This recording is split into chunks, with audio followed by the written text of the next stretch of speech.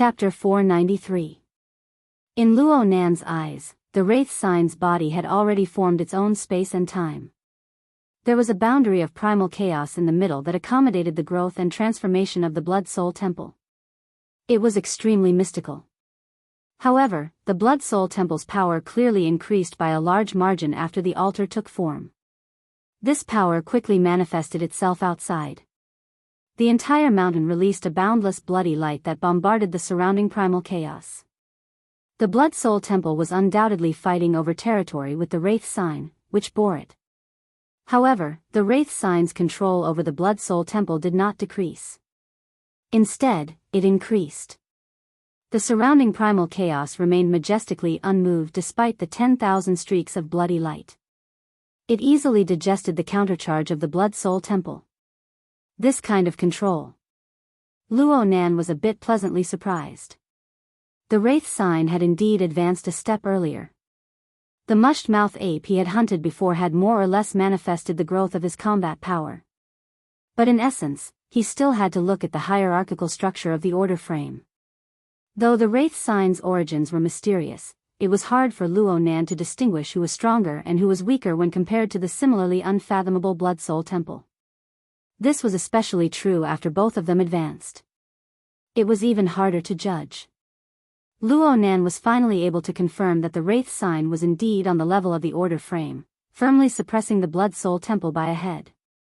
Both sides had advanced, but the gap between the two had not shrunk. Instead, it had increased a step further. However, Luo Nan was unable to tell just how much more ability the Wraith Sign had gained after its advancement. After all, Luo Nan was limited by the monotonous living environment of the cloud world, and he had not encountered any powerful enemies. Luo Nan was not crazy enough to go against Gong Qifeng with the Wraith Sign. Luo Nan's thoughts circled around a few times. The Blood-Soul Temple's 10,000 streaks of bloody light continued for a few rounds. In the end, it was to no avail. In the end, Luo Nan calmed down and used more of the energy obtained from the formation of the altar on his own body. According to the information revealed by the Blood Flame Order, the construction of the 2,000 steps of the Bloodfire path had been completed. The entire structure of the path had been constructed. The remaining 120 steps, the sixth stage, would be an internalized upgrade of the entire Blood-Soul Temple. Luo Nan could not tell if it was internalized or not, but he could see that the bloody light was absorbed by the internal structure of the Blood-Soul Temple. The internal structure of the Blood-Soul Temple was different. Of the 5 internal structures, the stone forest at the bottom was the place where impurities were gathered and converted. The magma formed a lake, and the total amount of bloody light was the most. However, it was constantly changing, and it did not accumulate. The courtyard garden on the second floor was where the shepherd marks were stored. There were originally 4 marks. Renhong's mark had been forcefully pulled out of the Blood-Soul Temple by Luo Nan using the heavily chained crow. The mark had died from the backlash. The remaining 3 marks were left behind by Lady Halder, Yin Lu, and the deceased Imo Luan. At that moment, the sanguine light in the garden was like a veil or fog. It was dense but not dense. They arrived at the 3rd layer of the structure, which was a cave built next to the mountain. There was no doubt that this was where most of the bloody light was gathered, so much so that the internalized bloody light simply couldn't go up when it reached this area. It was congested and filled up, forming waves of blood that pushed all the way up until it was overflowing. It was only then that the blood light regained its mobility and surged toward the 4th floor and the altar at the top. Luo Nan stopped looking at the structure above him. He focused his attention on the inside of the cave. It was called a grotto because the structure of this place was somewhat similar to the grottos of ancient Eastern Buddhism. Especially in the depths of the grotto, there were some blurry stone structures carved out of the mountain. Each and every one of them was muddled and faceless. Even their figures weren't very clear. But after the blood light internalized, the internal structure of the grotto clearly deformed. The blurry outlines of the stone statues began to protrude under the wash of the bloody light. Numerous cracks appeared on the surface, and an even thicker amount of bloody magma seeped out from the cracks. The magma began to reshape the stone statues once more. A few seconds later, a clear outline of a stone structure appeared in a corner of the grotto. It was like the chisel of a skilled craftsman. It wasn't lifelike, but it had both form and spirit. So Luo Nan was able to recognize it with a single glance. The mushed-mouth ape. Before Luo Nan could figure out what was going on, one of the 4 shepherd marks floating in the courtyard garden was suddenly pulled by an incorporeal force. It was pulled out from the structure of the garden. It followed the flow of the bloody light and rose step by step. Soon, it reached the 3rd floor of the grotto. The shepherd mark was pulled up by a dense tide of bloody light. It was forcefully slapped into the outline of a stone statue. In an instant, bloody magma erupted from within. Cracks grew everywhere, and the grotto trembled. In just a few seconds, another clear stone statue condensed in front of the mushed-mouth ape statue. It also had both form and spirit. Its entire body was that of a middle-aged man in his 50s or 60s. His appearance was haggard, but his posture was upright. Even though he was outlined by the mountain rocks, his facial features and expression possessed a fierce momentum. The bloody light lingered around the stone statue. It was a mixture of light and darkness. The light and shadow were unfathomable. Luo Nan's consciousness paused a bit before he dared to confirm Mo Luan. Mo Luan, a senior elder of the Blood Flame Order who had fought Tian Bang, the super burner who was closest to being extraordinary, with his mysterious and unpredictable soul body of black smoke. Mo Luan, who had died many days ago. Luo Nan's consciousness remained within the grotto. It shuttled in and out, unwilling to leave. The stone statues weren't living people, but at this moment, he could clearly feel a life force that was leaping and ready to move. This life force seeped out from the 2 stone statues. Of course, it was a bit different from a living person. Its order was much worse. It was more direct, more violent, and more destructive. This was most likely a mutation of the Blood Soul Temple's power. However, the most marvelous thing was that the 2 stone statues both originated from the Blood Soul Temple's power. There was a clear difference between the 2 statues. Not only did this grotto sculpt statues of Mo Luan and the mushed-mouth ape, it also faithfully reflected the differences between the 2. From form to spirit, it touched upon various planes. It was truly inconceivable. Luo Nan's consciousness wandered about the grotto. It went back and forth, over and over again. The more he experienced the subtle differences, the more he felt that there were some extremely profound truths within. It was to the extent that his mind unconsciously transmitted other thoughts.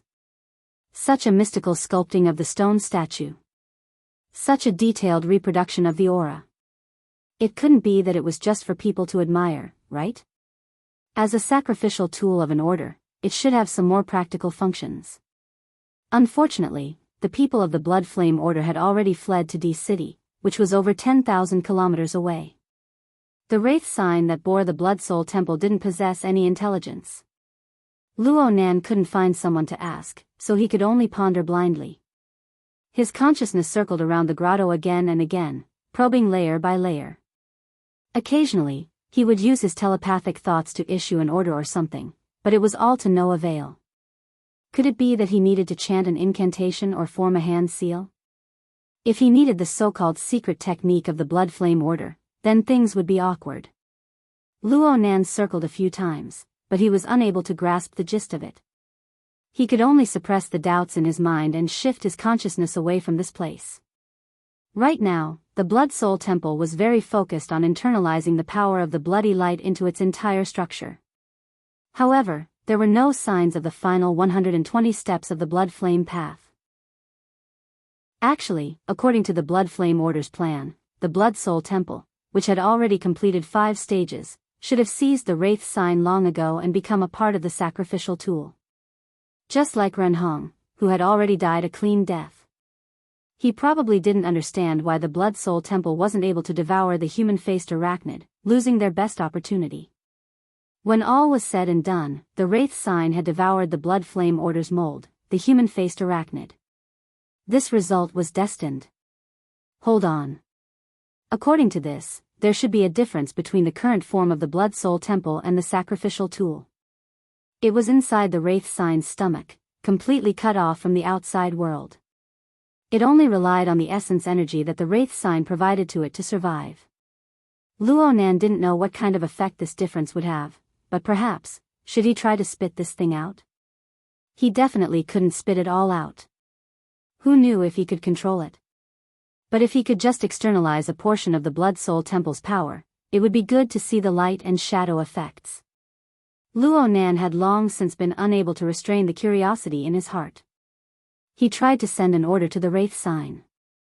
But then he felt that this order might be a bit complicated for the Wraith sign's intelligence. Luo Nan was pondering over how to simplify the order when the Wraith sign's ugly mouth suddenly opened wide and its calycery vibrated.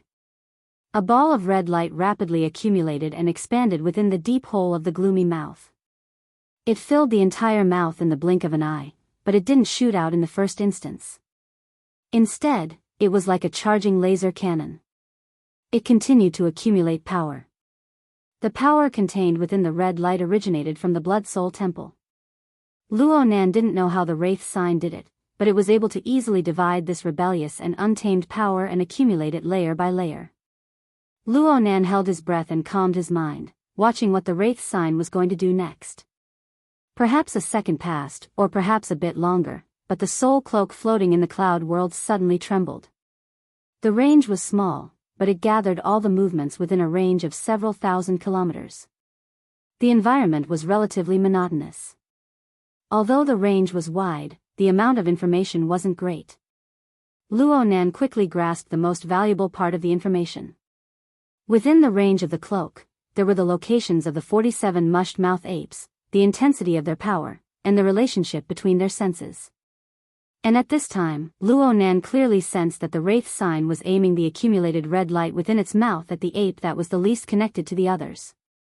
Target, mushed-mouth ape X, distance, 1,723 kilometers. The energy was still accumulating, but the target didn't change. Was it really a laser cannon? Looking at the detection distance, it could be said to be a rail cannon, but could it reach that far?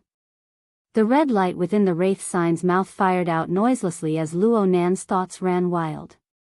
From the perspective of Luo Nan, a psychic ability tester, this was an extremely spectacular scene. The surging power of an unfathomable nature pierced straight down from the depths of the mental plane. It instantly pierced through thousands upon thousands of mental curtains and rapidly approached the material plane. It began to interfere with the environment of the target area. The unfortunate mush-mouth ape, who was the target of the experiment, sensed at the moment the red light pierced through the polar domain, but it was already too late.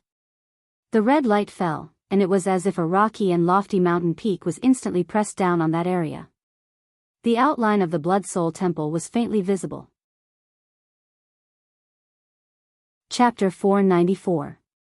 It really was a railgun. But it wasn't just a railgun. This scene made Luo Nan think of the dimensional crossbow that had put him in a difficult situation. At first glance, the firing form was far too similar. However, according to the follow-up research materials, the dimensional crossbow used by the self-proclaimed Luo Yuan had a foundation similar to the space-time fault of the logic realm. Moreover, it had an extremely powerful interference force towards the real world and the logic realm's extraordinary domain. It seemed to have a special operating mechanism. Luo Nan's level of understanding was no longer sufficient when it came to this sort of deep theory. He didn't think any further. He continued to look at the situation in the area hit by the railgun. The red light contained an extremely powerful force. It dealt fatal damage to the target, the mushed-mouth ape. But this destructive force was different from the destructive impact brought by the dimensional crossbow. Luo Nan gazed at the Blood Soul Temple rising into the sky amidst the red and bloody light. This was an interference scene that seemed both real and illusory. Ultimately, this was the sufficient interference of the order framework of the Blood Soul Temple towards the mushed-mouth ape.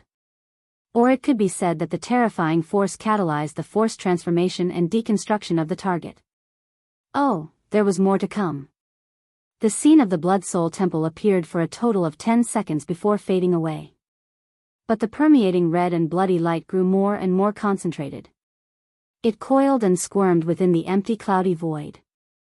It was like red-hot molten steel turning and taking shape within an invisible mold. When the scene of the Blood Soul Temple faded away completely, what remained in that area was still the mushed-mouth ape. Its figure seemed to have shrunk by 2 sizes. It was only around 3 meters tall. Its body was curled up into a ball. It looked to be in a daze. The wraith sign didn't know what embarrassment was. But for a moment, Luo Nan felt a similar emotion, but it soon dissipated. The interference scene wouldn't lie. The process of the mushed-mouth ape's transformation and deconstruction was clearly left in Luo Nan's sensory memories. There was absolutely no falsehood. Then, Luo Nan calmed his mind a bit. He shifted his thoughts through the soul cloak and carefully observed the details of the target. Then he discovered that the aura of the mushed-mouth ape he was paying attention to had a clear change from when he locked onto it earlier. The auras of the mushed-mouth ape were different from each other. It was similar to the difference between humans. Most importantly, this aura had become extremely familiar. Even though its body was curled up, the target, the mushed-mouth ape, was still surrounded by a powerful and violent life force. However, it lacked the order that a life should have, and the internal conflicts were about to be resolved. But if one looked closely, this violent vitality had temporarily achieved a dynamic balance under a certain formless framework that was more orderly. Luo Nan's heart thumped. He separated a portion of his mind and entered the wraith sign's body. He locked onto the grotto region within the structure of the Blood Soul Temple. That's right. This is the place. It gives off the exact same feeling as the 2 stone statues in the grotto. Interesting. Several thoughts flashed through Luo Nan's mind in quick succession. In the end, he executed an order through his soul cloak to his target, the mushed-mouth ape. Come here. The curled-up body of this mushed-mouth ape, which was now 2 sizes smaller, shrank once more without any delay. It actually transformed into a beam of bloody light that soared to the sky. It charged madly in the direction that Luo Nan commanded it to go. A normal mushed-mouth ape's flying speed was as fast as lightning, like a flying phantom. As for this mushed-mouth ape, it transformed into a bloody light and tore through the clouds. Its speed was several times faster. In less than 3 minutes, this small and exquisite mushed-mouth ape had already traversed the distance of 1,700 kilometers. It arrived beneath the cloud layer where the wraith sign resided. The extreme movement turned into extreme stillness in an instant. Only the aftermath of the impact from the splitting space still swept through the clouds, rumbling and echoing. 1,700 kilometers in 3 minutes. It was close to 30 times the speed of sound. The speed of this mushed-mouth ape was comparable to a high-powered electromagnetic gun. It could chase the wind and move like lightning. Seriously. A few minutes ago, Luo Nan never expected that the power of the Blood Soul Temple would surge outward and form an interference scene. In the end, it created a novice level for him. This clearly had something to do with the changes in the grotto on the 3rd floor of the Blood Soul Temple. All right. It's just a faster version of Yuan 1. Should I call it Yuan 2? Luo Nan mentally prepared himself in this way.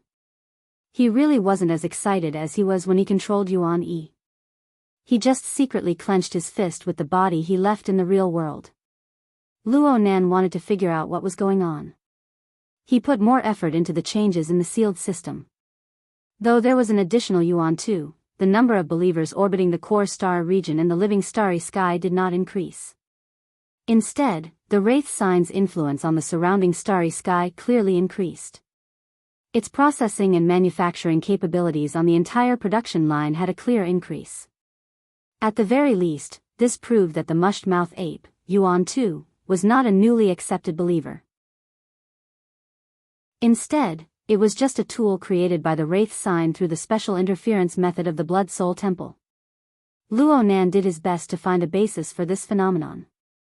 Perhaps it was just like how his deep-sea scene needed Yuan E as a pillar in order to construct a relatively stable space. The power of the Blood Soul Temple also needed such a foundation in order to be able to display its power. Well, let's not talk about the details of the energy conversion. Using the mushed-mouth ape to exchange for the mushed-mouth ape, even if it was an accelerated version, was quite a subtle transaction.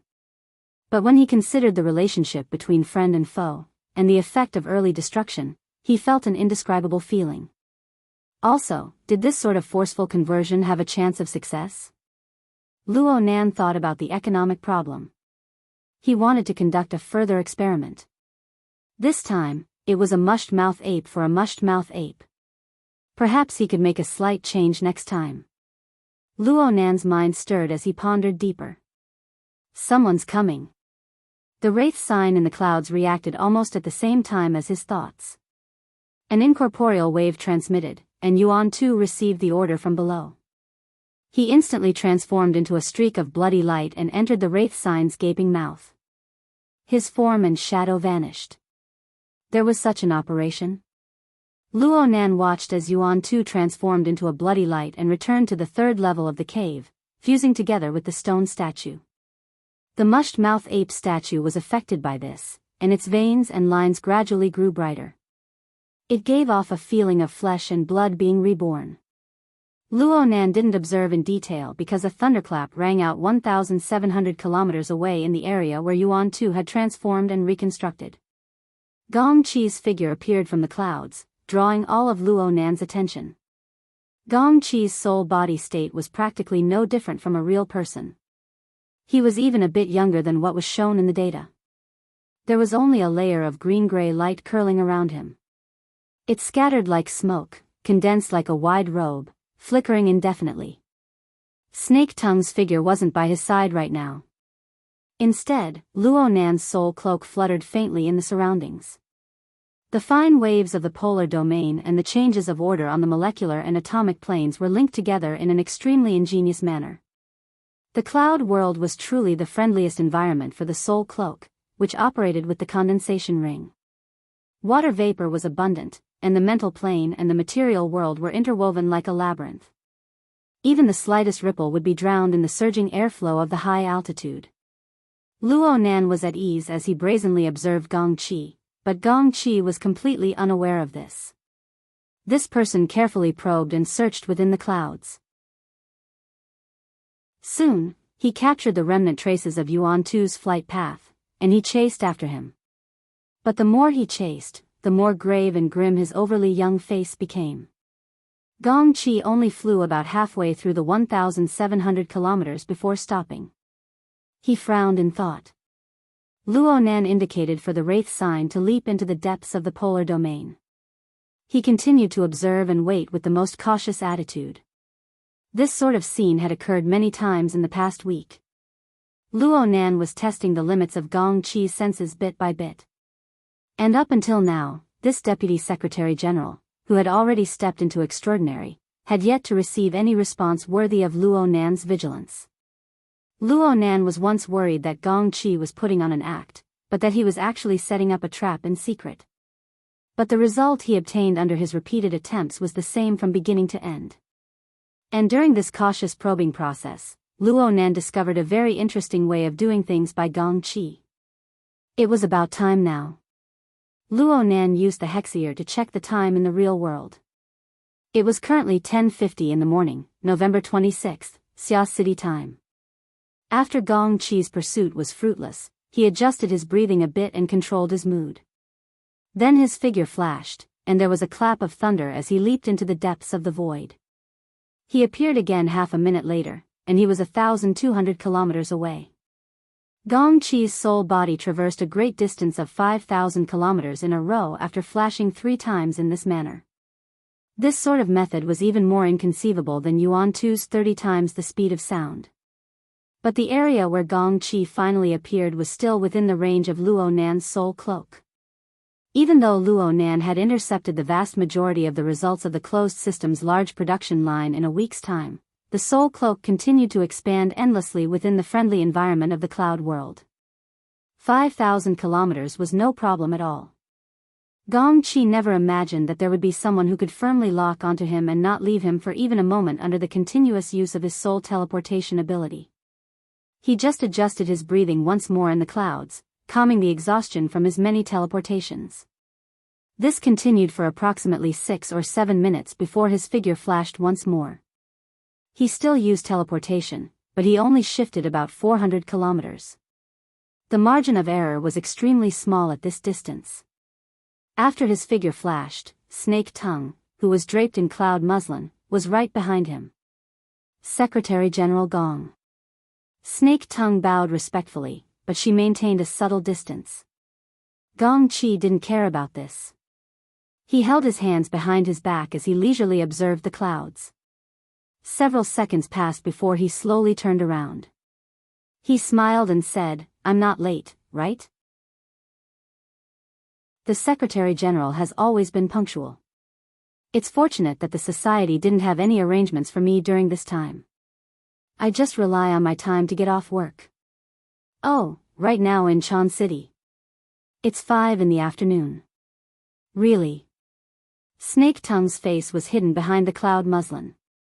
Her face couldn't be seen too clearly, but her sigh was soft and sweet-sounding. She didn't continue this topic. Instead, she changed the subject. Secretary General, how are we going to search today? We're going to follow the same path as yesterday. How much of the trajectory determination of those 10 blood apes have been completed? The blood ape Gong Chi spoke of was the same as the mushed-mouth ape that Luo Nan spoke of. It was just that the name was different. Snake Tongue casually waved her hand through the clouds, quickly drawing a relatively detailed trajectory map.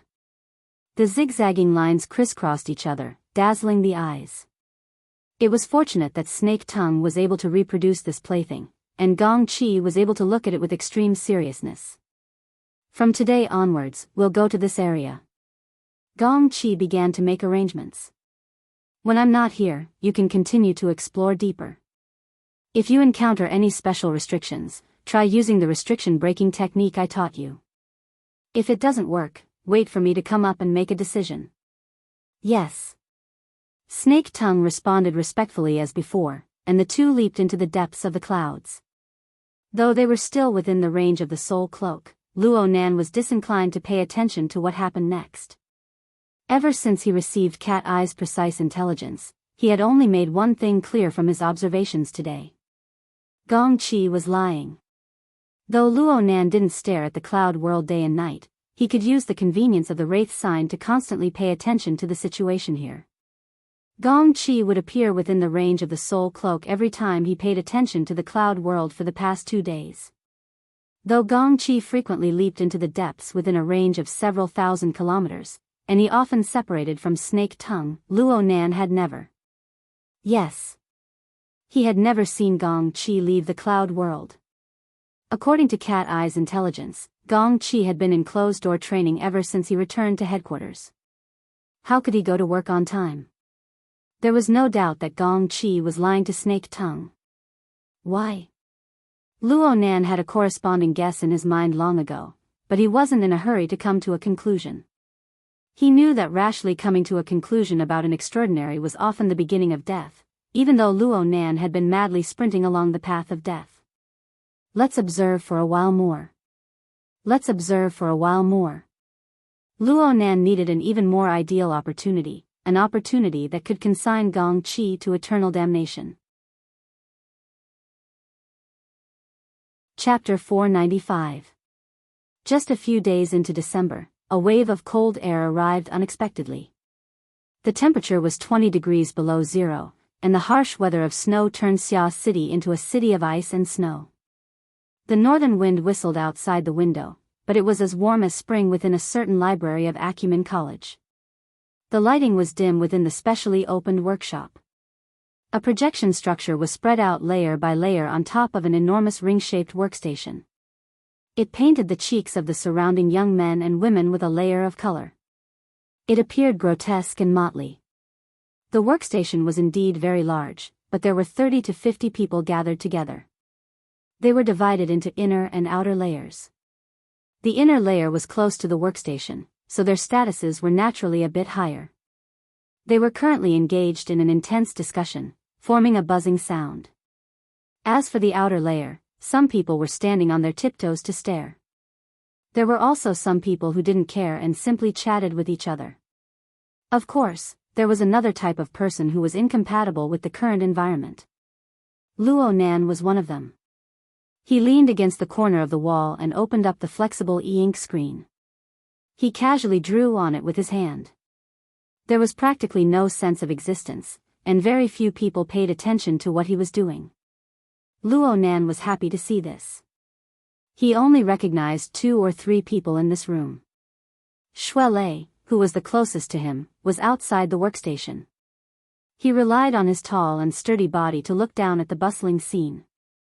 This powerful friend of his, who could easily kill a lion and a tiger, was breathing softly and softly.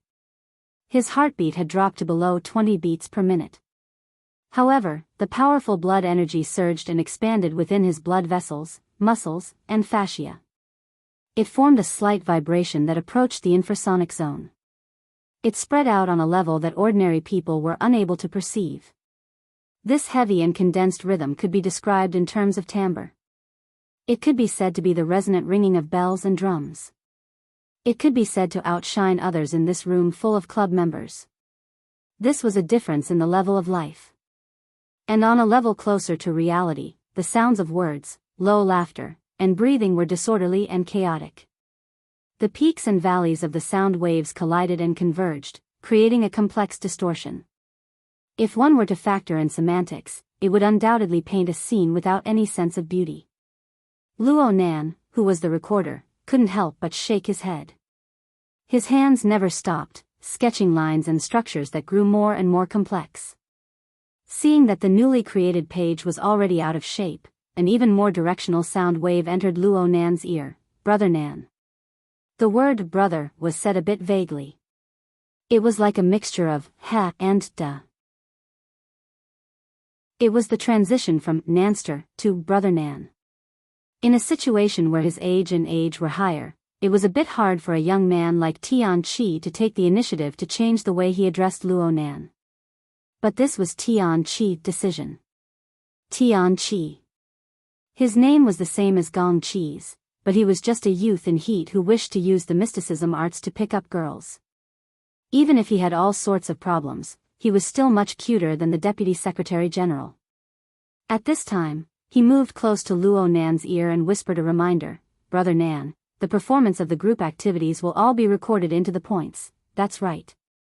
Luo Nan's current location was the collective activity location of the Mystic Arts Research Society's Arcana Deconstruction Group. The time had yet of the club. The club members of the club. And before. The club building as and the building. The club of the mystic. And the Mystic Arts Research Club's original location had yet to be rented. It would take a certain amount of time to relocate and purchase all sorts of equipment. The club's relocation had yet to begin. But as a member of the Order Club, he and Shui Lei merged into the Mystic Arts Research Club according to the school's principle of not one member missing. They began a brand new club career. Today was the second time Luo Nan and Shui Lei joined the club. For the first time, the relevant person in charge gave them a few introductions. This time, they did what they needed to do. Luo Nan wasn't very sociable, but the former president, Lady Du Yong, broke the door and left. The new president, Blood Peony, Tang Yi, patted her butt and followed her teacher to the wilderness to do research. The club was like a group of dragons without a leader for a short period of time. Everyone had their own plans. Perhaps this was the most important factor. Luo Nan had heard a certain sissy wail many times, "If you want to be a hands-off boss, then why did you steal my position in the first place?" In any case, Luo Nan needed some time to adapt to this new environment. Tian Chi's flattery saved him quite a bit of effort. It was thanks to Tian Chi's recommendation that Luo Nan and Shui Lei weren't completely isolated from the start. At the very least, they had a few nodding acquaintances. Because of this, and because of Tian Chi, Luo Nan treated Tian Chi rather warmly. He didn't mind chatting a bit more with him. The group's topic is the restoration of the Eleusis apparatus. "I'm actually quite interested in these things, but I don't know anything about them. I need to gather information." Luo Nan's willingness to respond made Tian Chi breathe a sigh of relief. He hurriedly sat to the side and did his best to mock himself. Who knows anything about them? This is an antique from the 19th century BC. It's the legendary ancient Greek era. Its core stage is already a secret among secrets. It's already the 22nd century. Over 4,000 years have passed. What's left? Everyone pretends to understand when they don't. It's alright. Some people have interesting ideas. Luo Nan didn't speak courteous words. He had a whole new level of respect for this place after truly entering the Mystic Arts Research Society. Inside this society, aside from the rich second generation who took drugs and played around, all sorts of activities were carried out in a rather orderly manner. They were quite deep. For instance, the apparatus deconstruction group, which Luo Nan participated in. They carried out research targeting the secret rituals of the myths and legends of the ancient civilization. They attempted to use the more modern concepts of mystic arts to deconstruct them. Things like the descent of gods and blessings sounded quite absurd. But if these concepts were put in a different way and said to be the mutual interference of the mental and the material, the interference of mental power, wouldn't it be linked to supernatural powers in an instant? Not only was the train of thought interesting, but the configurations of the magical array and the like looked quite professional. Luo Nan really couldn't find any problems with it, given his second-hand attainments in the mystic arts. Tian Chi wanted to express his concern. Brother Nan, after winter break ends, you'll be assigned to a specialized laboratory. The credit grading is very important. Luo Nan smiled. I've already participated in the initial construction of the Star of David structure in today's homework. 2 of my suggestions have been adopted. I've finished half a credit for this semester. Even though he found a friend of the society to cheat, oh, that's right. Tian Chi was suddenly enlightened. He never thought that Luo Nan would cheat. From his perspective, the former president, Du Yong, had anxiously hoped that Luo Nan would dispel his doubts back at Aurora Cloud City, given his attainments in the mystic arts. One could well imagine Luo Nan's level in this field. He was just about to say a few words of flattery when he heard Luo Nan say, "You should go to Gear after winter break. Other people don't have a say in whether or not there's a specialized laboratory there." Tian Chi instinctively shrunk his neck back. It must be said that Tian Chi's first impression of Luo Nan was quite average. But as his familiarity with Luo Nan deepened, especially when he went to Aurora Cloud City that day, his psychological position was completely subverted. He had been a bystander the entire time that day, but he had seen Luo Nan's powerful circle of friends and Luo Nan's core position in his circle of friends. There was no need to talk about the matter with Du Yong. The top silk pants Xie Junping and Hu Huaying were simply lackeys in front of Luo Nan. There was also his older cousin Tian Si, who he had always viewed as his greatest support in the school. She had torn apart all pretenses with the vice president of the student council, Chen Weikan, just because of a few words from Luo Nan. If such a person with energy really wanted to go head-to-head against the Mystic Arts Research Society, no matter the outcome, it would be a fight between immortals.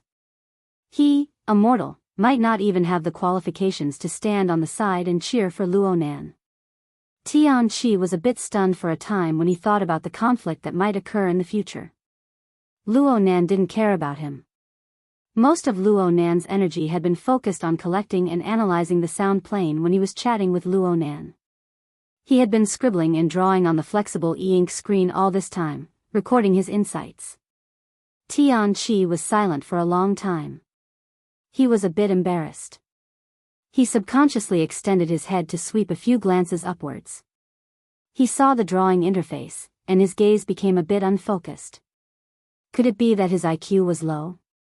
How come he was completely unable to see the order within?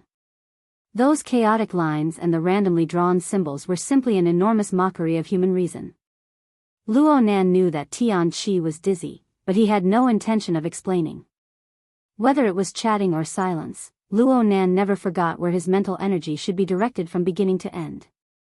Ever since Luo Nan set the basic principle of observing and waiting for Gong Qi in the cloud world, Luo Nan gradually calmed his mind.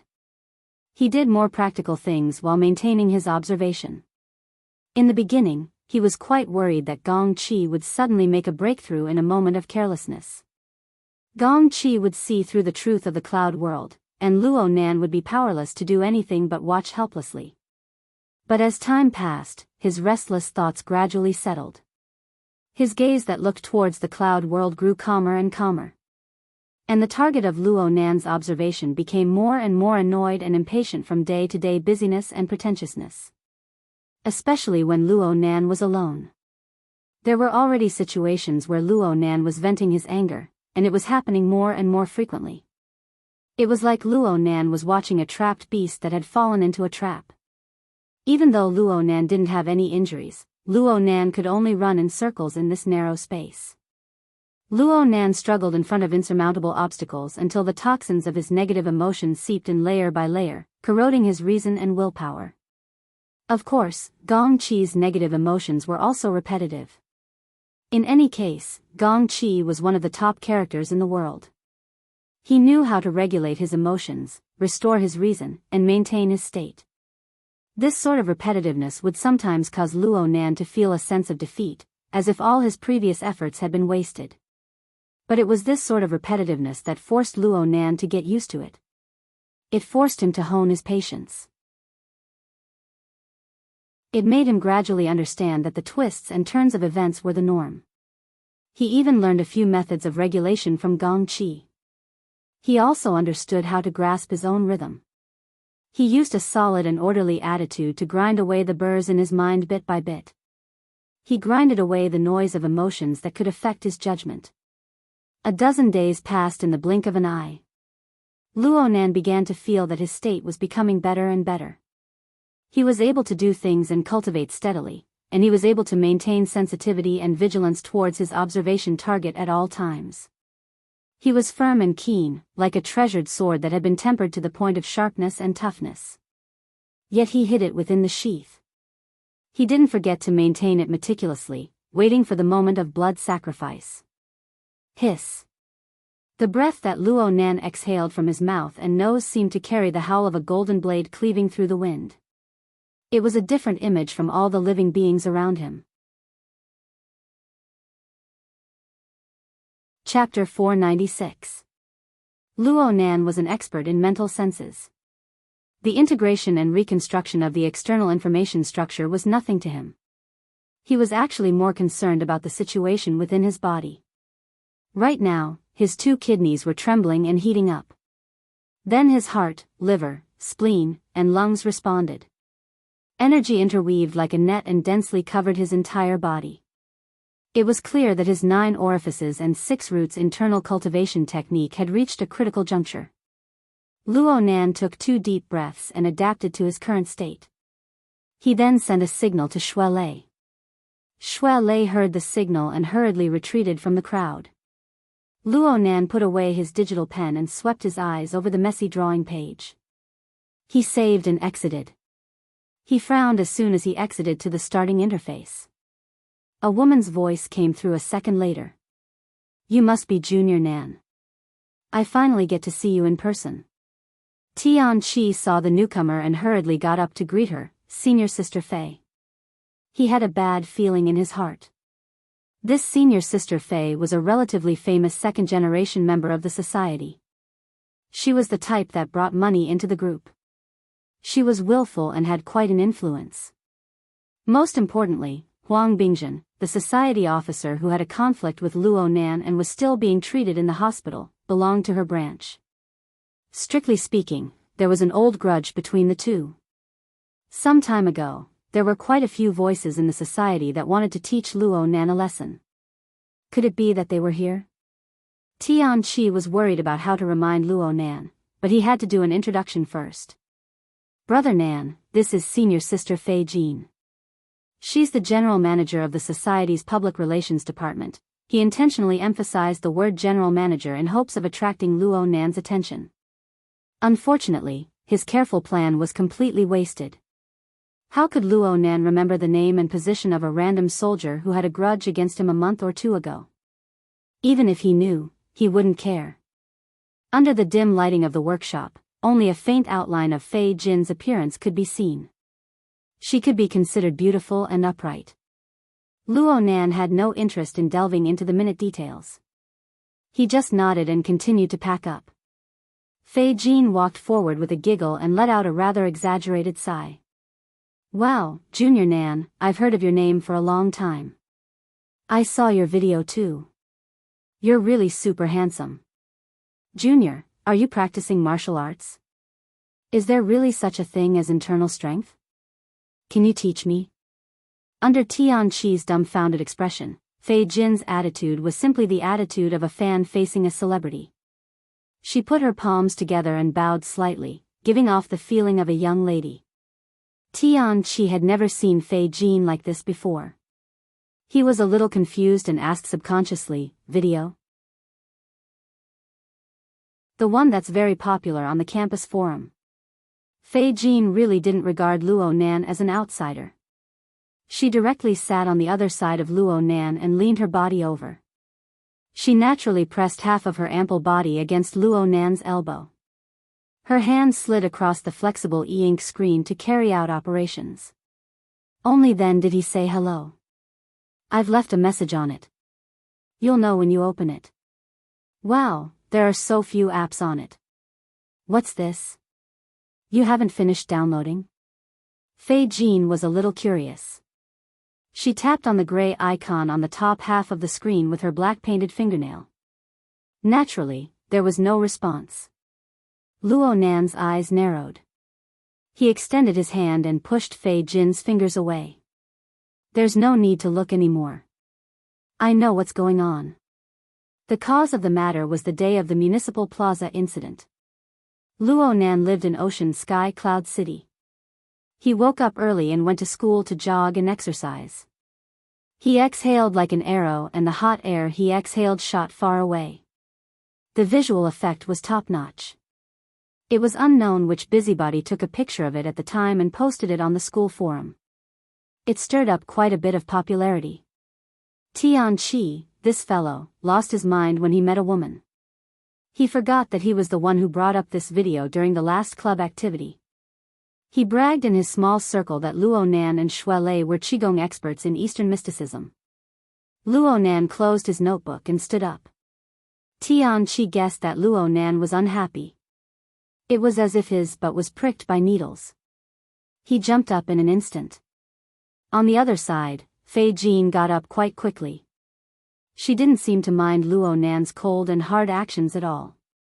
She even hooked onto the crook of Luo Nan's arm. She looked quite clingy. Junior, let's add each other as friends. Let's keep in touch in the future. Shui Lei had already walked up to them at this time. He sized up the situation with curiosity. Luo Nan glanced at his elbow and saw Fei Jin's fingers pressed against it. She gently and slowly circled it. It was as if she was doing some small movements inadvertently. He didn't deliberately shake her off. He just said, I've gotten to know senior sister today. If we meet again in the future, I'll take this factor into consideration. Fei Jin was a bit startled. She raised her head and met Luo Nan's cold and clear gaze. Her heart stirred and her fingers froze. She didn't continue her small movements. It was at this time that their wristbands lit up at the same time. This wasn't the mechanical response of adding each other as friends. Though the brands and models of their wristbands were different, a dial-like interface of garbled code appeared on the floating virtual screen. Broken symbols shuttled back and forth, ultimately piecing together to form a classic DNA double helix structure. Then their wristbands vibrated, indicating that they had received a message. Luo Nan didn't react at all. He glanced at his wristband and went straight ahead. He soon left Fei Jin behind. Fei Jin didn't chase after him, but her originally stiff expression softened and returned to spring. Her lips hooked into a subtle curve. Brother Nan. Brother Nan. Tianqi chased after Luo Nan with quick steps. A layer of sweat had piled up on his forehead. Luo Nan didn't feel like bickering with him. He just said, help me ask for a leave. Leicesters too. Oh. Okay. Okay. Tianqi could only stop and watch as Luo Nan and Shui Lei walked out side by side. Who's that guy? He doesn't have any skills. Did he just come to strike up a conversation? Shui Lei asked in a low voice as they walked along the library corridor. He should be the representative of the funds behind the Mystic Arts Research Society. Small shareholders. Their ratio isn't high. I've seen them in the information before. I have a bit of an impression. Luo Nan had done his homework after the ownership of Gear was confirmed. Otherwise, he wouldn't have deliberately displayed a cold and hard attitude today. The conflict between him and the investors of the Mystic Arts Research Society would erupt sooner or later regarding the issue of Gear. From the looks of things, it was better to erupt sooner rather than later. He didn't mind making his attitude clear early on. However, the synchronized message from the two wristbands was unexpected. The DNA double helix was the brand logo of a high-end event. It was recommended by Mingtang Culture's Artist Department's manager Shaw. The organizer of the party would send out a message every few days. On one hand, it was a countdown reminder. On the other hand, it would probe the participants and unearth the hobbies of their customers. Luo Nan was a bit curious about the so-called high-end corrupted party, but he wasn't completely interested in it.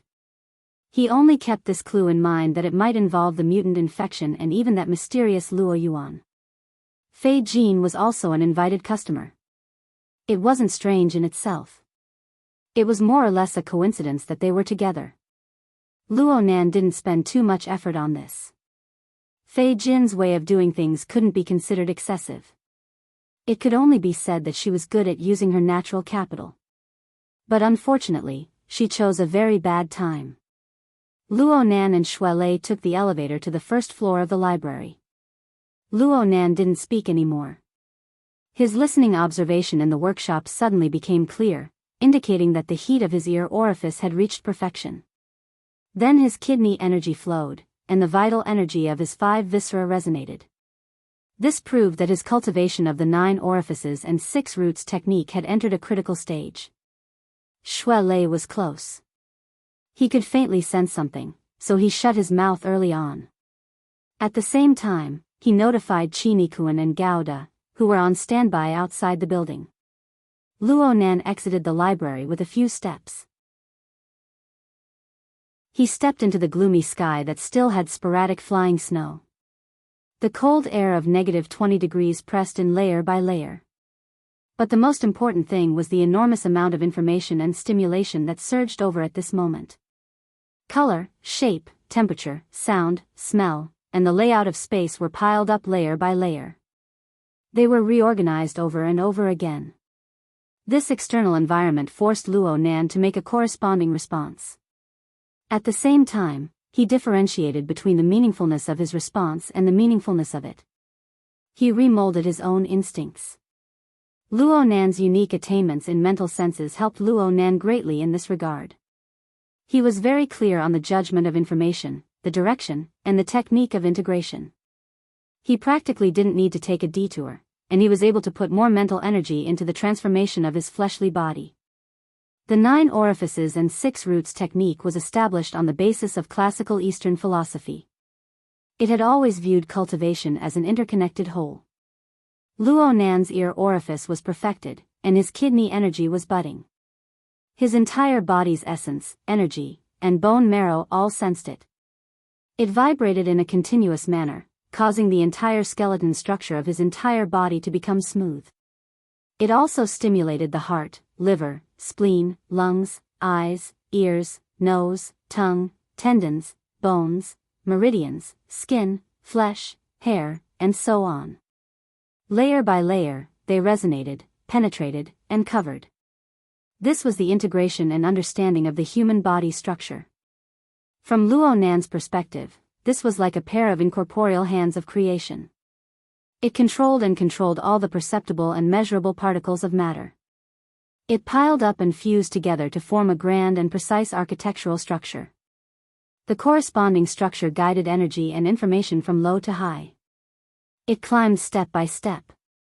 First, the foundation of matter was established. Then, the carrier of life was constructed. Then, the guidance was further refined to form a precise form for processing information. From the most basic reactions, the most basic emotions, to relatively clear thoughts and train of thought, all the way to high-level thoughts and emotions. Finally, Luo Nan took a step into the grand palace of the mind. The process of déjà vu corresponded with Luo Nan's feelings and awareness at all times. It allowed him to possess a clearer understanding. That's right. This was a grand building constructed from the material plane that led to the mental plane of nothingness. It was rooted in the fleshly body, yet it transcended above it. It was the Tower of Babel that connected the mental and the material. It was Mount Buzhou that connected the limits of man and heaven. Though it didn't break away from Luo Nan's established order framework, it was just a demonstration of its reconstruction. It allowed the coupling relationship between Luo Nan's God gear and body gear to cut into a deeper plane. Rays of light rushed up from the bottom of the ice-cold and silent sea of God gear. The mental interfered with the material, and the material interfered with the mental. From the perspective of classical philosophy, yin and yang rubbed against each other.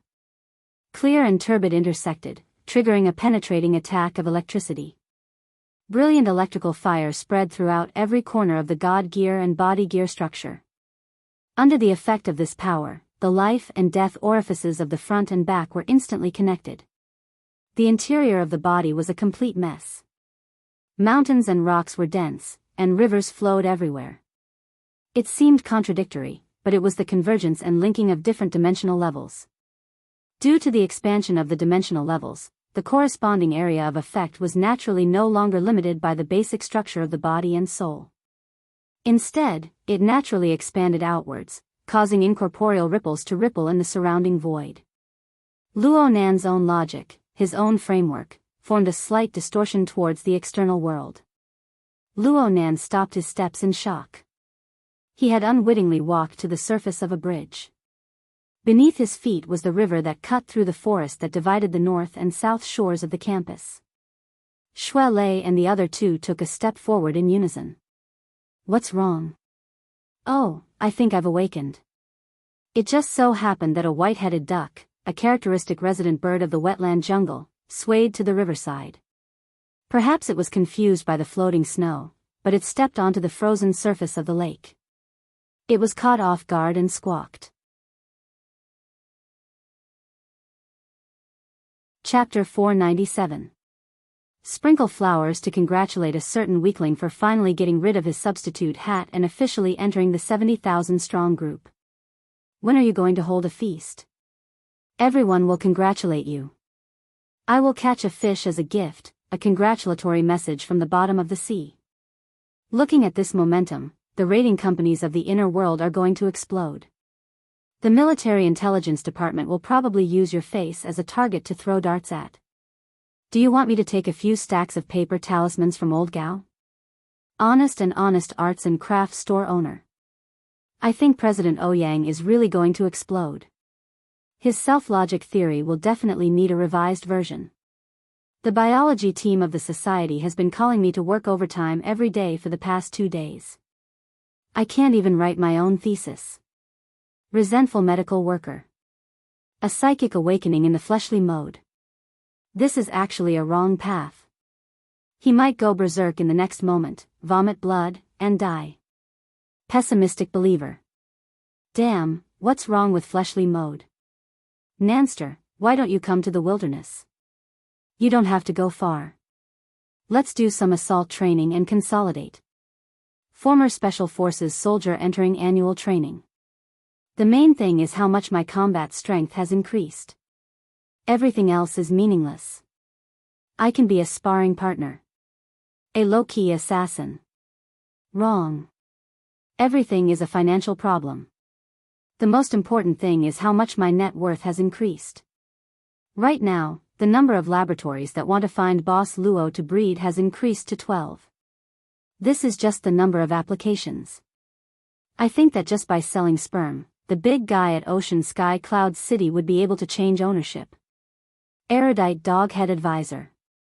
Luo Nan was forcefully pulled into a temporary discussion group on the Psychic Wave Network. This group included practically all the members of the society he knew. In a certain sense, everyone's enthusiasm was high. Congratulatory messages flew in like snowflakes. It was just that in the end, the direction was a bit off. Luo Nan rolled his eyes in response. He simply said, "I'm in class. It's my treat later." Then he set the discussion group's information to receive but not remind mode. Then he raised his head and continued to seriously watch Gym Master Xiao write with Shuelei. Right now, the environment he was in was quite odd. It was a -20-degree snowy day, but the front and back windows of the entire room were still open. There was no heating, air conditioning, or other heating facilities. The temperature inside and outside was practically the same. Snowflakes drifted in, accumulating a thin layer on the windowsill and the floor. Although he was meeting Dojo Master Xiao, this was no longer the Divine Yu Dojo. It was just a single apartment. The floor area was only 50 square meters, but since Gym Master Xiao didn't use much furniture and daily necessities, most of them were stuffed into the storage room downstairs. Thus, the room didn't seem crowded and even felt a little spacious. In the study, there was only a table and a chair. There were some paper books piled up in the corner.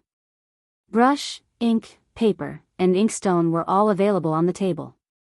The paperweight was pressed against the top of the Xian paper, but when the air blew past, the edge of the paper still trembled slightly. But no matter what, wherever the tip of the brush landed, the surface of the paper was smooth and stable. The ink flowed, and in one breath, 32 words were written. The words read, "Heaven and earth set their positions, yin and yang of the universe. Changes are not permanent, comings and goings are impermanent. Transforming can and li was the Tao discipline framework. God knows how to transform, and virtue matches the heavens." While writing, Gym Master Xiao had casually explained that the general meaning of this passage was, there is a world inside the body, and there is another world outside the body. The two are ever-changing, and cultivators must grasp the core principles. Grasping order from the inside to the outside, connecting heaven and man. Only then can one's virtue match heaven and earth, and one's Tao surpass the ages. The word in it was Ji Gang. Luo Nan deeply believed in this. Discipline framework was order. It was efficiency. It was format. After his awakening, his body and soul interfered, and the level of dimensions expanded. The resources he grasped increased at an astonishing rate. His precision increased by a large margin under the crisscrossing senses of multiple dimensions and angles. Not to mention the external world, Luo Nan could already feel the subtle deformations of his nerve cell membranes when he focused his attention. The effects on the nerve endings led to a certain flow of bioelectricity, and even the entire process of forming specific nerve impulses. If a single nerve was like this, then the corresponding amount of information could be imagined when the entire nervous system was calculated. Expanding from the details, the complex structure of the human body was involved. On the cellular level, the human body was filled with traces of assembly. On the microscopic level, every cell was relatively independent, yet they were exquisitely assembled together. They endlessly produced the basic source substance needed for life, as well as the energy to sustain life. On a larger scale, the 5 viscera and 6 bowels, the fascia, the flesh, and the blood were all components of the human body's system. They supplied energy, conducted energy, performed work, and realized various functions of the human body. If one wanted to completely control every detail of such a complex and precise system, the human brain would have to be replaced with a supercomputer. Only then would one need to have an extraordinarily powerful energy and heat dissipation system. Fortunately, humans had already formed a set of relatively perfect basic information processing methods during the long process of evolution. It was enough to deal with the majority of situations in normal life. Controlling resources and corresponding processing methods combined together was a type of self-format. It was just that it was a bit fuzzy and low-end.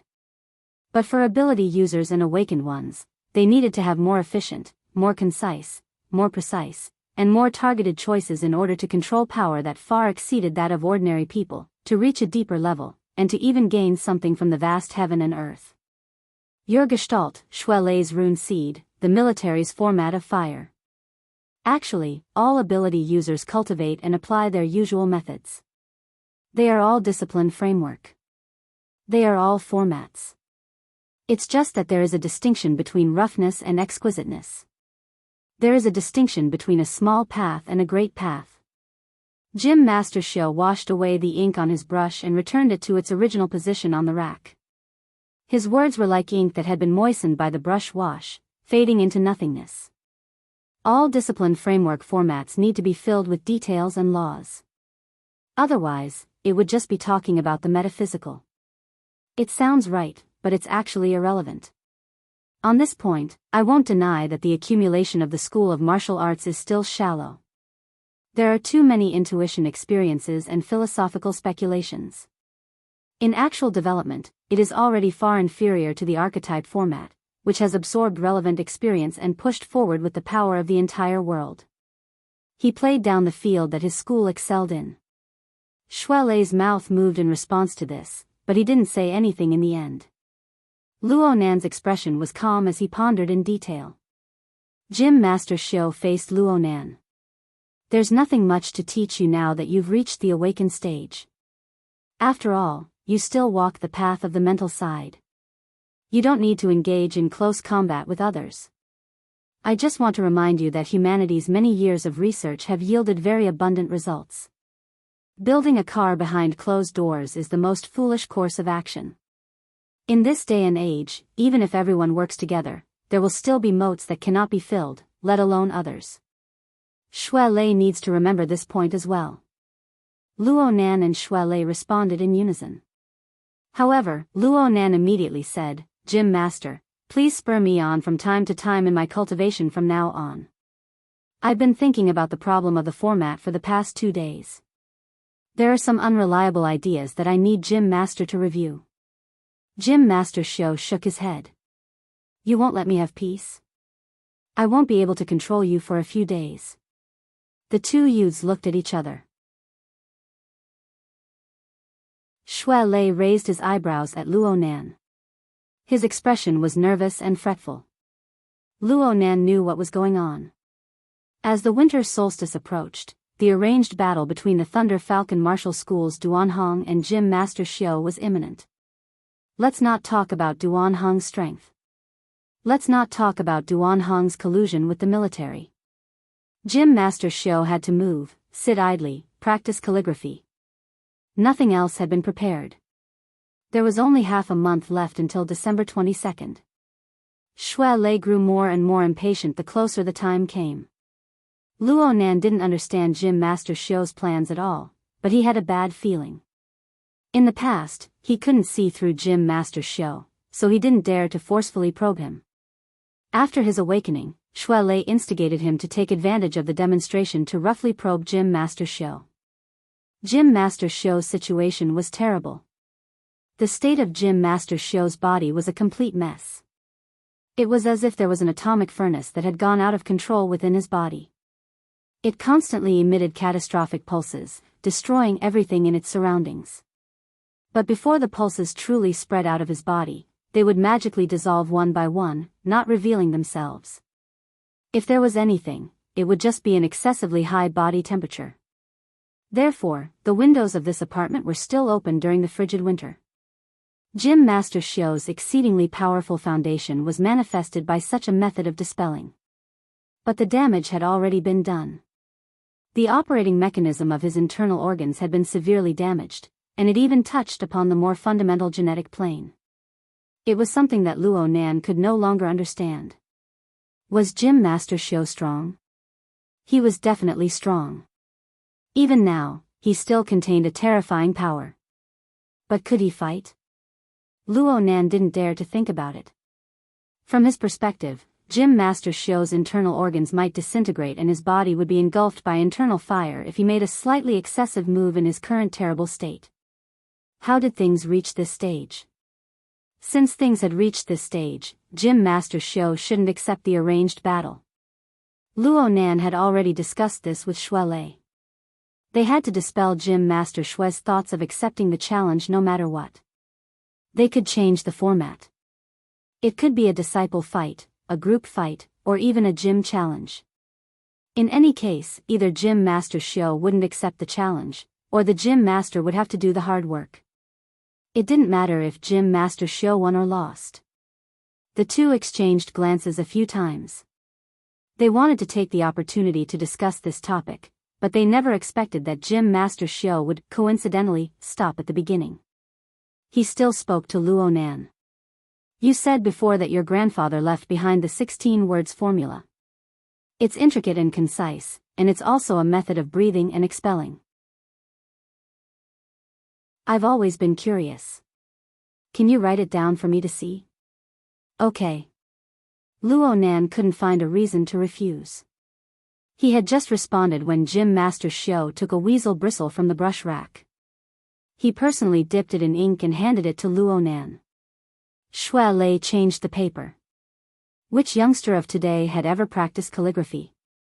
Even though the weasel bristle was tough and easy to write with, Luo Nan relied completely on his stable wrist techniques to forcefully draw.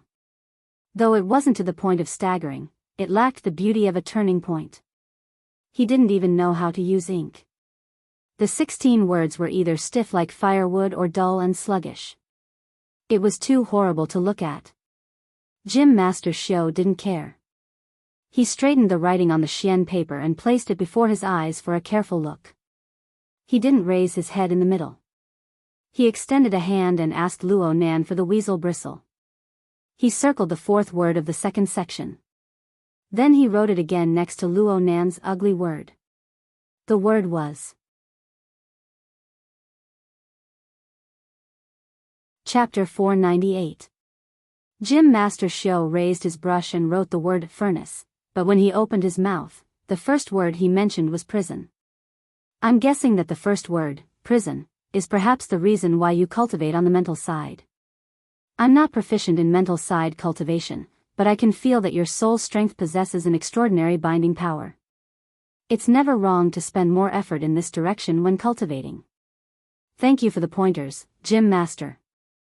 Luo Nan was very impressed by the word binding power that Gym Master Xiao pointed out.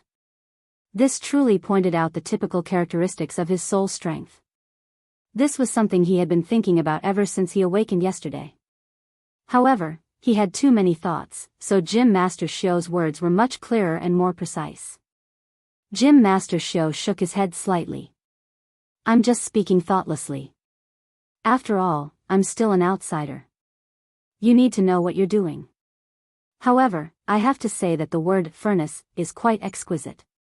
He drew a circle around the word furnace in his own name. The original meaning of a furnace is an appliance used to store fire. It also has the meaning of smelting and cooking. When it comes to cultivation, there are many teachings on the foundation. It is also said to change the quality and nature, to refine the essence. This is the fundamental meaning that cultivators cannot avoid. He paused for a moment, then said softly, this is also the starting point of the great path to heaven. Luo Nan and Shui Lei looked at each other. Gym Master Xiao used to give lessons in the past. There was no lack of exaggerations within. Most of them were rhetorical expressions, so that they could remember them clearly. However, it seemed a bit abrupt to speak of the great path to heaven in plain language. Shui Lei couldn't help but confirm, the great path to heaven. Gym Master Xiao tossed his brush into the brush washer and watched the ink spread a second time. It's the same furnace. Firewood stoves, coal stoves, steam engines, atomic furnaces, and fusion reactors are all different. Can't one reach the heavens by ascending these steps? Shui Lei sweated a bit. If it's a reactor, what's the difference between the extraordinaries that your society speaks of and a nuclear reactor? How can a human be able to operate energy of such a level? Not to mention that these people are perpetually youthful, rejuvenated, have thoughts that span 10,000 miles, can pierce through the void, and so on. A mere reactor may not be able to catch up. Gym Master Xiao's hoarse voice somehow carried a sonorous tone. The present world is a flourishing age for cultivators. There are feasible, verifiable, and verifiable facts. This is enough to prove that there are no problems with our train of thought. There are no problems with our principles. There are just a few operational details. We just lack the operational details to realize them. We need time, energy, and the details need to be accumulated. Luo Nan stared at Gym Master Show in a daze as he listened to Gym Master Show speak. Luo Nan had a faint feeling that Gym Master Show's words were not imparting anything. Instead, Gym Master Show was narrating a fact that had already happened. The ink had melted, and the brush. Luo Master Brush was. Master Brush. Gym Master Brush. Master's brush master. After awakening, the path of imparting martial arts has actually already reached the pinnacle. It's just that the natural environment has changed, and a portion of people can still rely on their innate talents and borrow the power of the world to take a step further. The current generation's research on burners hasn't raised the upper limit. It's just that the conditions for breaking through the barriers between heaven and man have been greatly relaxed. Of course, they're still researching and still making progress. As for the smaller number of so-called transcendents, they seem to have taken another step forward. However, if they were asked to explain clearly how they got out and what they should do next, perhaps more than half of the 10 would not know the truth, and there were even a few who did not know what to say. Everyone can speak the truth, but the details are the most terrifying barriers, causing people to break their heads and bleed. If there's really someone who's able to see through the profundities and subtleties within, then set up the steps for this path to ascend to the heavens and use it as a guide, then it'll naturally be boundless and incomparable. Just like the ancient Swearan or Prometheus who stole the heavenly fire. It had been a long time since he had spoken so much. Toward the end, Dojo Master Shio was out of breath and coughed. His face was red, and even his neck was red. However, there was a smile within the coughing, a smile that caused Luo Nan and Shui Lei to be both worried and perplexed. Luo Nan never imagined that there would be someone like Gym Master Shio, who casually evaluated extraordinaries. Moreover, his words were filled with disdain. Disregarding everything else, just this arrogance was rare in this world, and it made people feel that his words were very reasonable. Luo Nan really wanted to hear more relevant information, but looking at Gym Master Shio's state, the atomic furnace that had gone out of control within his body was becoming more and more intense. It actually had the potential to trigger an old problem. How could Luo Nan dare to trouble Gym Master Shio? He gave Shui Lei a meaningful glance, telling him to stay here and take care of Gym Master Shio. Gym Master Shio didn't urge Luo Nan to stay. He just said to Luo Nan after catching his breath, "You don't need to worry about these things right now. The time for your potential to naturally be unearthed has yet to pass." It's more realistic to ponder over some application methods. As for the matter of the furnace, it won't be too late to slowly research it after your potential has been fully unearthed and you can't find a path forward. Luo Nan mumbled his acknowledgement and immediately excused himself. Gym Master Shio suddenly spoke just as he was about to leave the study. "Did you guys take the dynamo core from the Tai Chi ball?"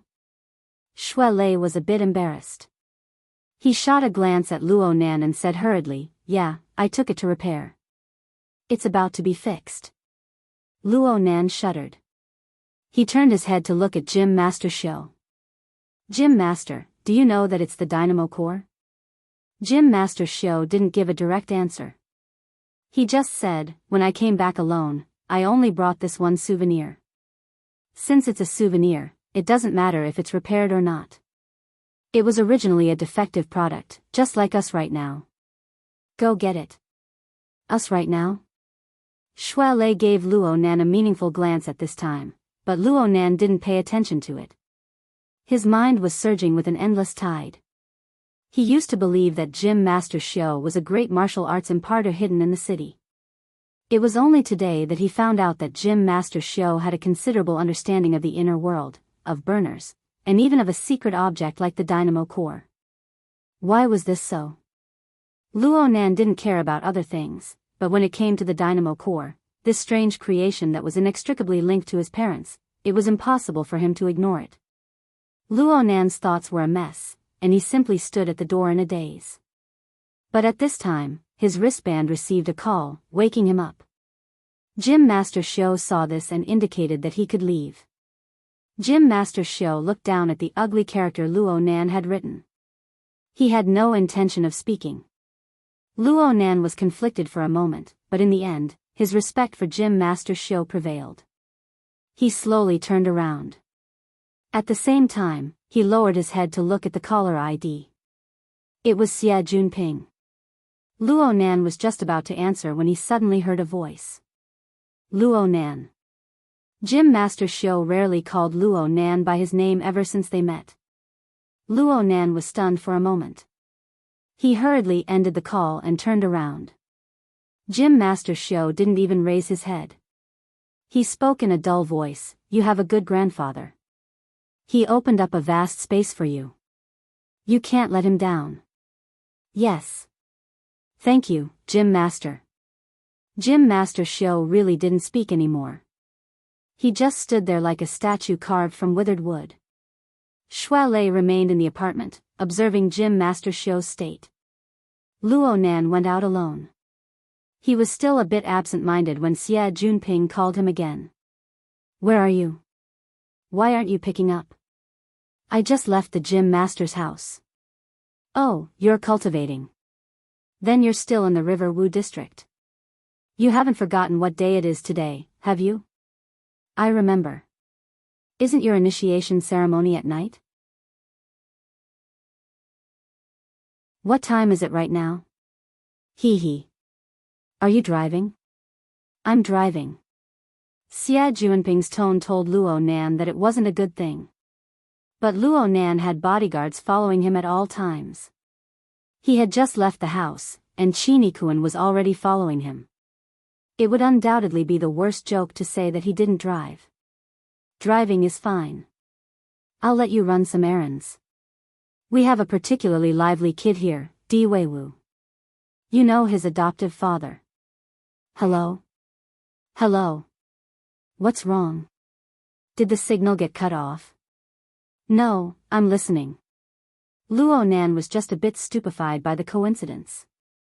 They were just talking about the dynamo core, and now Xie Junping was suddenly talking about a person closely related to it. Was Xia City evil? Di Weiwu's adoptive father. "Yes, worker Zhai." "I know." Xie Junping coughed.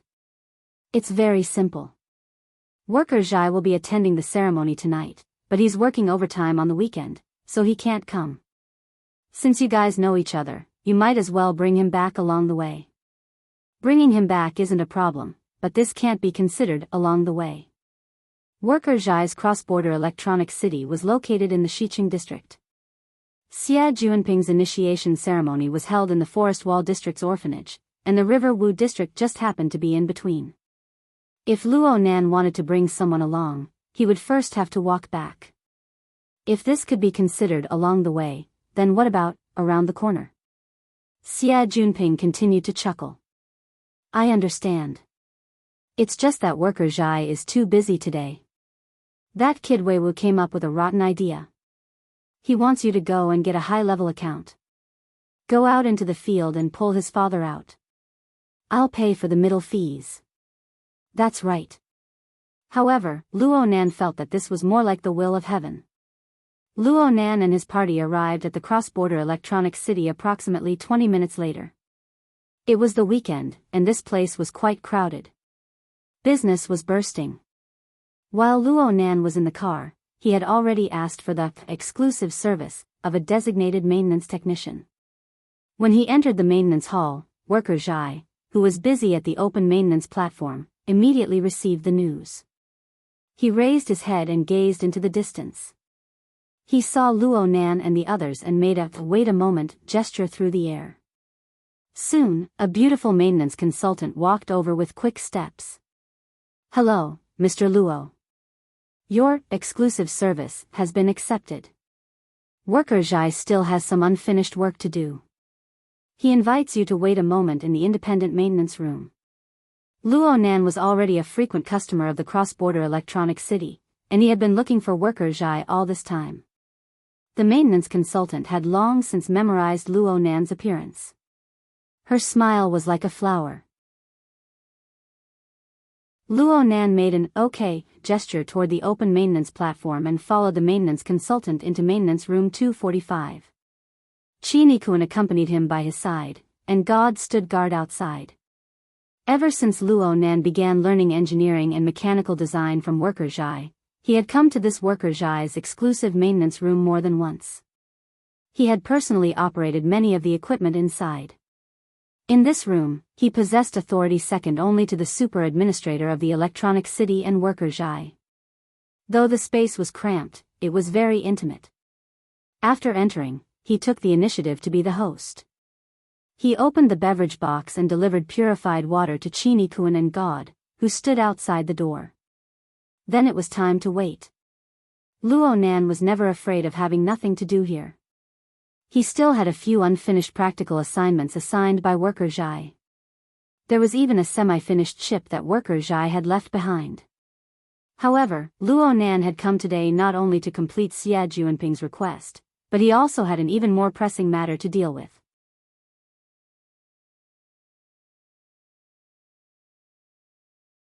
Chapter 499. Luo Nan sat cross-legged in the center of the spacious hall. He sensed that there was an enormous space of over 10,000 square meters without any support.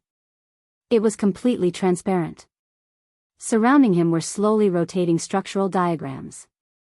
Concise lines and symbols were used to indicate the internal structure and function of the machine, as well as the relationship between the various components.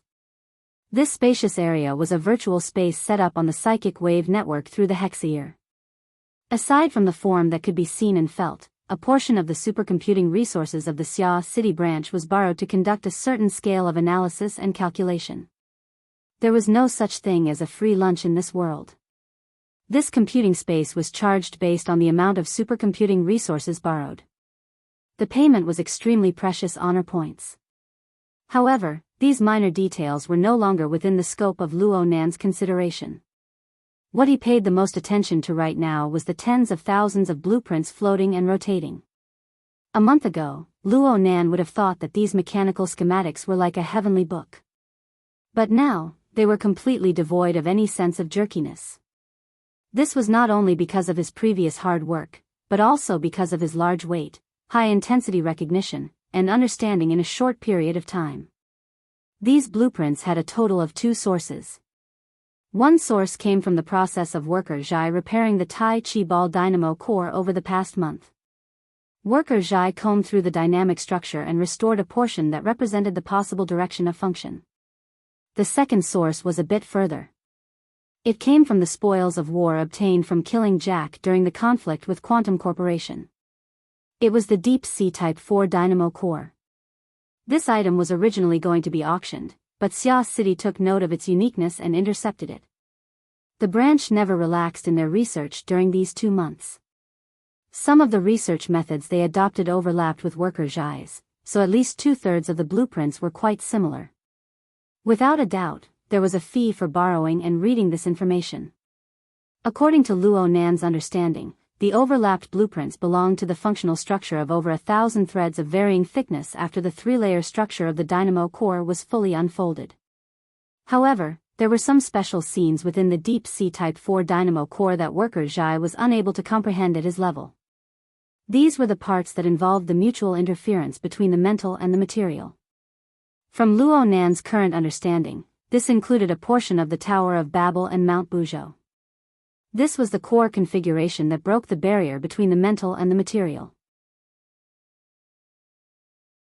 There was also a portion that involved a special structure that covered both the mental and material planes. When the Deep Sea Type 4 dynamo core was fully unfolded, there were some parts that could be felt, known, and measured on the material plane. There were also some parts that were built upon the foundation of the Tower of Babel and Mount Buzhou. This was something that scientific instruments could not detect. In terms of grade, the Deep Sea Type 4 should be at least 1 grade higher than the Tai Chi ball dynamo core. But then again, Worker Zhai's research was limited by his cultivation. It was difficult for him to detect more details in terms of mental and material interference, so he had to take this into consideration. Unfortunately, Luo Nan didn't have the physical Deep Sea Type 4 dynamo core with him. He was unable to conduct field tests, so he could only use his memories from 2 months ago as a comparison. But 2 months ago, his insight and knowledge couldn't be compared to now, so there was still a lot of blank space to fill in. Also, of Luo Nan could not keep the Luo Luo. Luo Nan opened his eyes. He held the plastic bag between his index and middle fingers, holding the dynamo core before his eyes. Under the illumination of the iron cover, a mysterious luster flowed on the regular rhombohedron, attracting his soul. Machine. Under in. By. Under. Under the metal. And the regular, the that. Under. As under. The ceremony was very simple. There was nothing mysterious about it. As the protagonists, Xie Junping and Du Yong submitted their homework under the witness of the nannies, children, and some religious residents in the orphanage. Then, they were verified by Dean Vanta, the mentor of the order, and they were granted the identity of abstinence bearers in the order. President Wan Ta, on the other hand, announced the end of the ceremony after briefly explaining the concepts of material nature and order. Luo Nan even felt that Dean Wan Ta wanted to use this opportunity to let the children of the orphanage enjoy a delicious meal prepared by a certain hedonist of Xia City. As for Xie Junping and Du Yong, they were quite satisfied. They had experienced enough of the most powerful mysterious elements in the test before they officially joined the church, and they had also achieved tangible results. Mysterious plus effective equals devout. This formula was applicable in the vast majority of circumstances. More importantly, it was fine as long as everyone was happy. The ceremony and banquet were very casual. Luo Nan had more private time. He felt that there were too many children at the banquet in the main hall. It was quite noisy, so he walked around the other rooms of the orphanage. Luo Nan had always admired Dean Wan Ta's skillful hands and design philosophy. The orphanage, which had been converted from an abandoned shopping mall, truly had a style to it. It had a sense of artistic order. The place he was in right now was the reception room he had stayed in last time. He reclined on an old peach-colored sofa. The clamor outside had dropped to a relatively comfortable level, bringing a marvelous sense of tranquility. So Luo Nan spent half an hour here to apply for computing space and to compare and ponder. There was no one to disturb him. It was very comfortable. However, this feeling of comfort inevitably subsided when he faced the dynamo core. He would have to return this little thing to Jim Master Show by tomorrow at the latest. Even though he had already left behind a complete blueprint, it would be too easy to think of the dynamo core as a toy to obtain results through a simple comparison of the blueprint. Luo Nan sighed in his mind. He rubbed his fingers and opened the bag. There were no other movements after that. The dynamo core in the bag floated up by itself. It passed through the opening of the bag and floated to a more spacious area outside. Buzz! A deep vibrating sound entered Luo Nan's ears. The dynamo core floating in the air first extended out 6 tentacles. Then the tentacles branched off one by one, forming 30 secondary branches. And on a level that was hard to discern with the naked eye, there were 1,240 even finer filaments. They constructed a complex and dense network that was distributed within an area of a meter in diameter. Luo Nan's thoughts turned once more. His soul strength and the material plane interfered with each other, forming nearly incorporeal waves that swept through the area. The changes in its structure were absorbed into his heart lake. It was just as the mechanical schematic showed. The complex structure was undergoing changes all the time. There was practically no good way to confirm its functions one by one, aside from a supercomputer. Fortunately, Luo Nan never hoped that he could decipher the ultimate mysteries of the dynamo core in a short amount of time. Otherwise, he would be looking down on the research capabilities of the entire Earth's academic community. He just used this to dispel the last bit of his unrealistic fantasies. Then he concentrated his energy to search for a certain sign. A defective product. Just like us right now. A defective product. Us right now. Luo Nan cared a lot about Jim Master Shio's words because it involved his parents and loved ones, and because of the context and wording. From Luo Nan's perspective, Jim Master Shio's words didn't clearly point out anything, and he didn't clearly link them together. However, the meaning was consistent. The main thrust of their discussion was the outline of human cultivation, and then they focused on the concept of the furnace. Jim Master Shio's words and his own situation pointed out without a doubt that the current world had yet to obtain a reasonable and complete result regarding the construction method of the furnace. This included the extraordinaries who stood at the apex. Following this logic, Jim Master Shio mentioned the dynamo core, calling it a defective product. More importantly, there was the word us in his words. In light of this, Luo Nan could only believe that Jim Master Shio had made an analogy between the dynamo core and the ability users of the current world. At the very least, they were cultivators who touched upon the concept of the furnace. The dynamo core was a defective product. Ability users were also defective products. The defective products of ability users were due to the incomplete construction of the furnace. Then was the defect of the corresponding dynamo core also due to the defect in the structure of the furnace? Also, the defect was relative to the completeness. Where was the complete reference? Luo Nan observed the structure of the dynamo core from many angles, but how could he see through the mysteries within such a short time? As he was observing carefully, he sensed someone coming from outside. He was just about to put away the dynamo core, but a thought flashed through his mind, and he didn't take the next step. A rhythmic knock sounded on the door, and Luo Nan said, "Please come in." The door to the reception room opened, and Dean Wan Ta, who wore a priest-like robe, walked in with slow steps. After entering the room, his gaze naturally fell on the structure of the dynamo core floating in the air. "Dean Wan, you've worked hard." "It's nothing. The children were just a bit noisy." "They didn't disturb you, right?" "No. This really is a good place to find tranquility amidst the noise. It's quite suitable to think about problems. Nurse Wang even poured me some water." The two exchanged a few words of greeting, and Luo Nan gestured with his hand, inviting Wan Ta to sit wherever he wanted. Wan Ta sat on a recliner of the same color across from the sofa, his body naturally straight. One of them was so polite that it didn't seem like he was in his own territory, while the other was as casual and natural as if he was at home. It was a bit like the host and the guest had been reversed. However, both sides weren't people who paid much attention to superfluous formalities. They did things according to their hearts, and they displayed considerable respect. Wan Ta respected Luo Nan's privacy, and Luo Nan didn't keep it to himself. Instead, he completely presented the structure of the dynamo core in front of Wan Ta. This kind of magnanimity continued from the first time the two met. This was because they knew that the other belonged to the lawful faction, and the scope of maintaining order was different.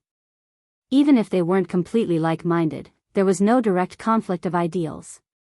More importantly, they both hoped to carry forward their own ideals, to let more people recognize them, and to use them in a broader domain. Therefore, they could accept each other's teachings, and they could compare notes with each other. Luo Nan preserved the structure of the dynamo core because he wanted Wan Ta to give him some advice. "What's this?" "It's a headache. I hope Dean Wan can give me some advice." "Okay, let me take a look." Wan Ta didn't put on a false front. He didn't waste words after taking a seat. Matter waves radiated from his body, covering the region where the structure of the dynamo core was located. Luo Nan believed that Wan Ta needed to observe for a period of time, but he clearly didn't understand the habitual thinking patterns of this instructor of the Order of Creators. Chapter 500. The size of the water droplet was similar to that of the Tai Chi dynamo core. After it floated in the air, it began to fine-tune its outline. Under the illumination of the light, it revealed an eye-catching prismatic light, turning into a standard rhombohedron. The cross-section reflection and the effect of water waves made it look like both a bright diamond and a warm pearl, very attractive. The illusory reflected light was not within the scope of Luo Nan's attention. But he kept staring at the changes in the water droplet's shape. He looked at how the water droplet, which seemed to have no strength at all, drew its outline out of thin air until it was completely identical to the shape of the Tai Chi ball dynamo core. Was this the myriad pagoda's method of creation? Before Luo Nan could truly analyze it clearly, he saw an even more magnificent magical scene in the next 2 seconds. In an instant, the water was full of light. Thousands of illusory filaments bloomed, vaguely reflecting the light, like a cluster of translucent flowers. As the structure entered a stable state, the wonder disappeared as soon as it appeared. Luo Nan subconsciously sucked in a breath.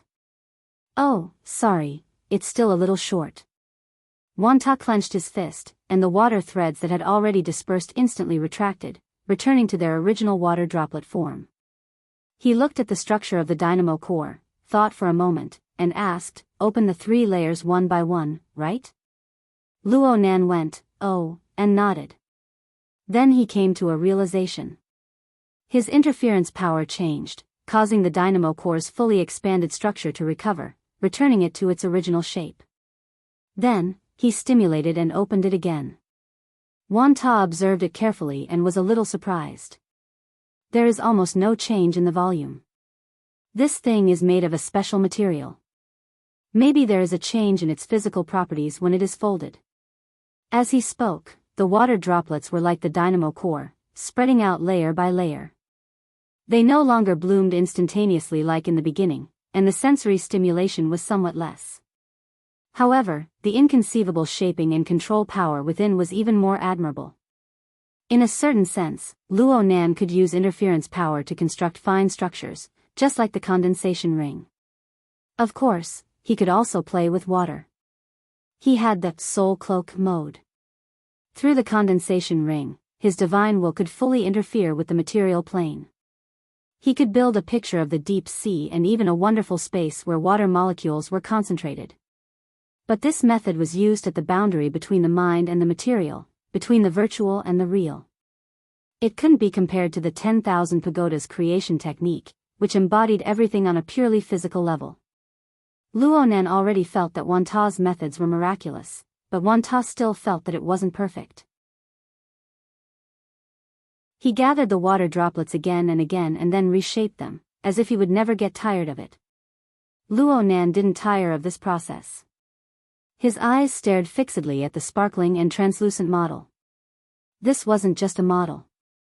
Luo Nan could feel that when the Wanta Tower exerted force to maintain its form, this toy should be able to display similar functions to the dynamo core. Luo Nan sucked in another breath. He suddenly spoke a sentence. Can you teach me? Wanta didn't say anything. He just shot a glance at Luo Nan, nodded, and continued with his operation. Luo Nan didn't say anything more. He focused his mind and watched as the body of water blossomed like a flower, more and more perfectly imitating the structure of the Tai Chi ball dynamo core. The tentacles, secondary branches, and filaments split and expanded layer by layer, forming 3 relatively clear areas. It was more or less the same as when he first saw this scene. Luo Nan couldn't help but think of an essential factor, formatting theory. From the very beginning, Grandpa's formatting theory had deduced the visualization diagram, the structure of a tetrahedron with inscribed and circumscribed spheres. Luo Nan had already confirmed that this structure was closely related to the dynamo core. Whether it was the Deep Sea Type 4 dynamo core, the dynamic structure of the Tai Chi ball dynamo core, or Jack's memories of the moment he transformed from an altered human to a burner, all of them clearly displayed this point. Luo Nan even guessed that the scientists researching the archetype format should have grasped this key point. For instance, the epoch-making inventions like the burner and the format of fire. It was very likely that they had some reference. What about Grandpa?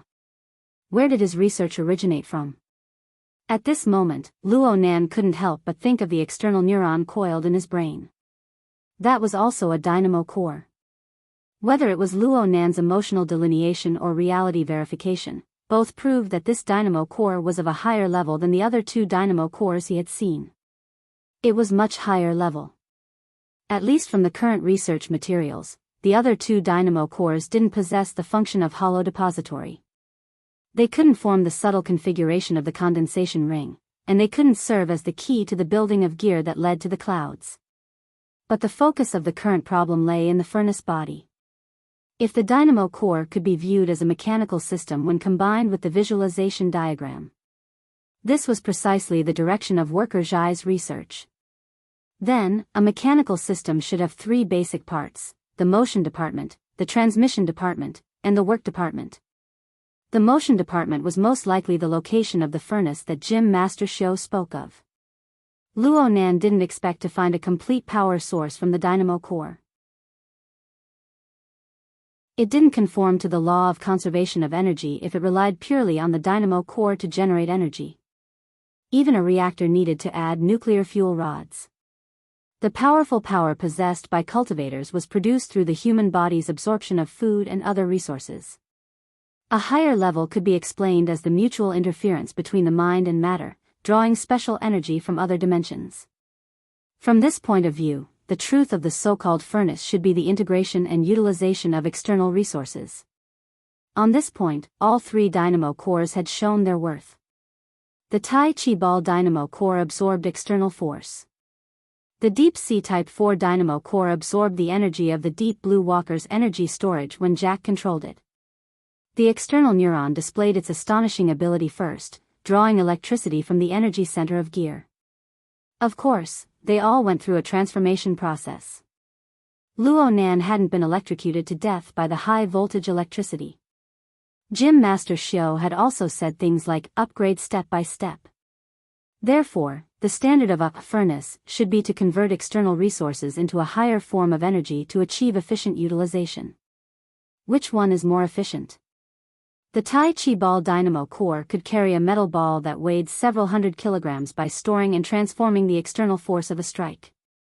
The Deep Sea Type 4 dynamo core allowed a cyborg like Jack to generate the format of fire and break through the barrier between the spirit and the material.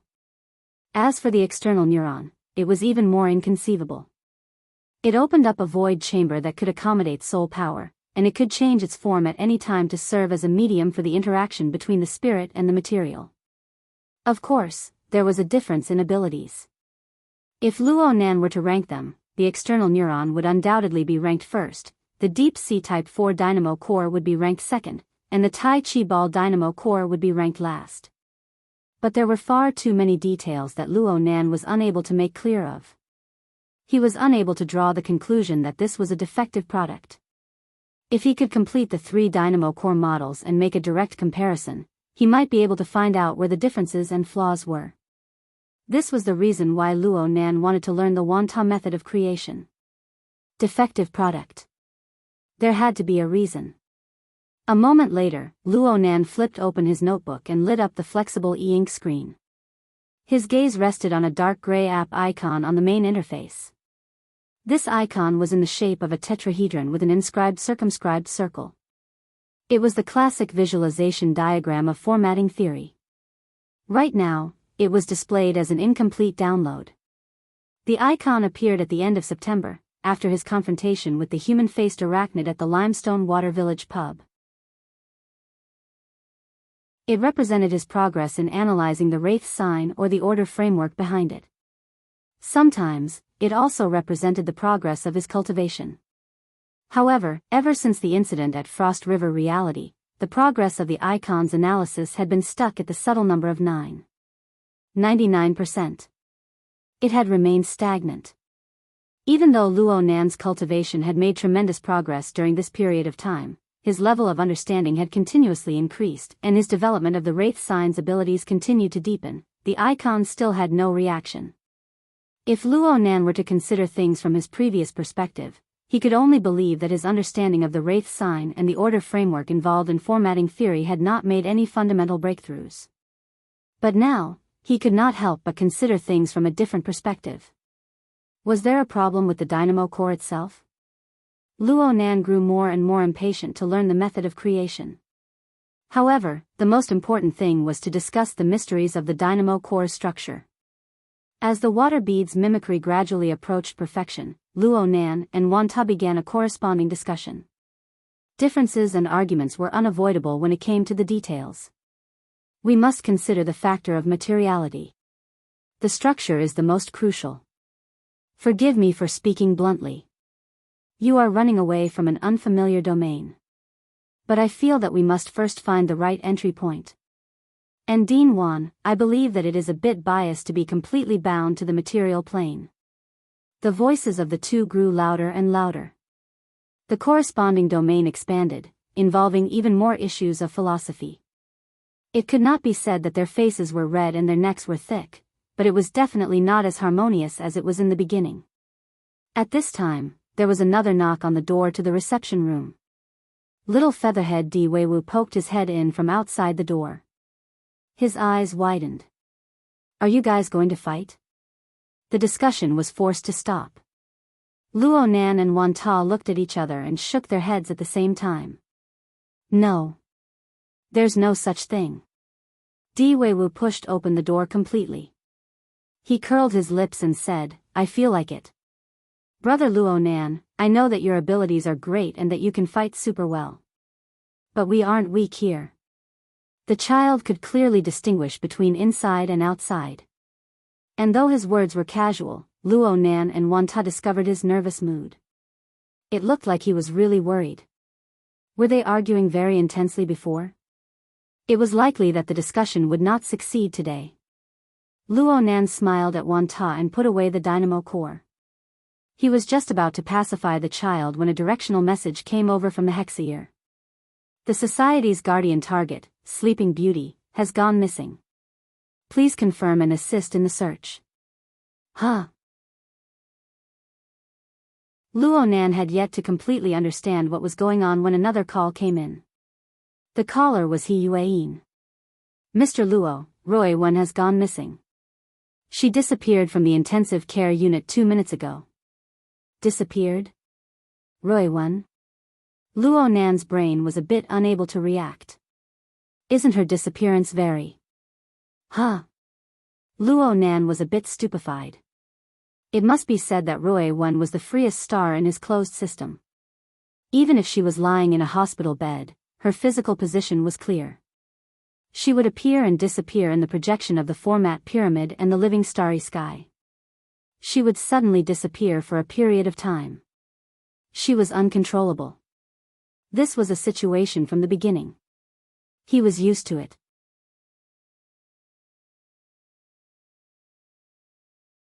Chapter 501. Roy Wen's sudden disappearance caused the Xia City branch to be thrown into chaos. After all, there were many complicated issues involved aside from finding the person. A new mission channel had been established on the Psychic Wave Network. Fire, theft, quantum corporation, and perhaps headquarters as well.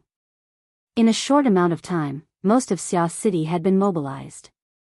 It was a chaotic mess. Luo Nan could only leave the orphanage in a hurry after this happened. Before he left, he gave the Tai Chi ball dynamo core in his hand to Shuelei, who was also attending the ceremony. He asked Shuelei to return it to Gym Master Xiu for now.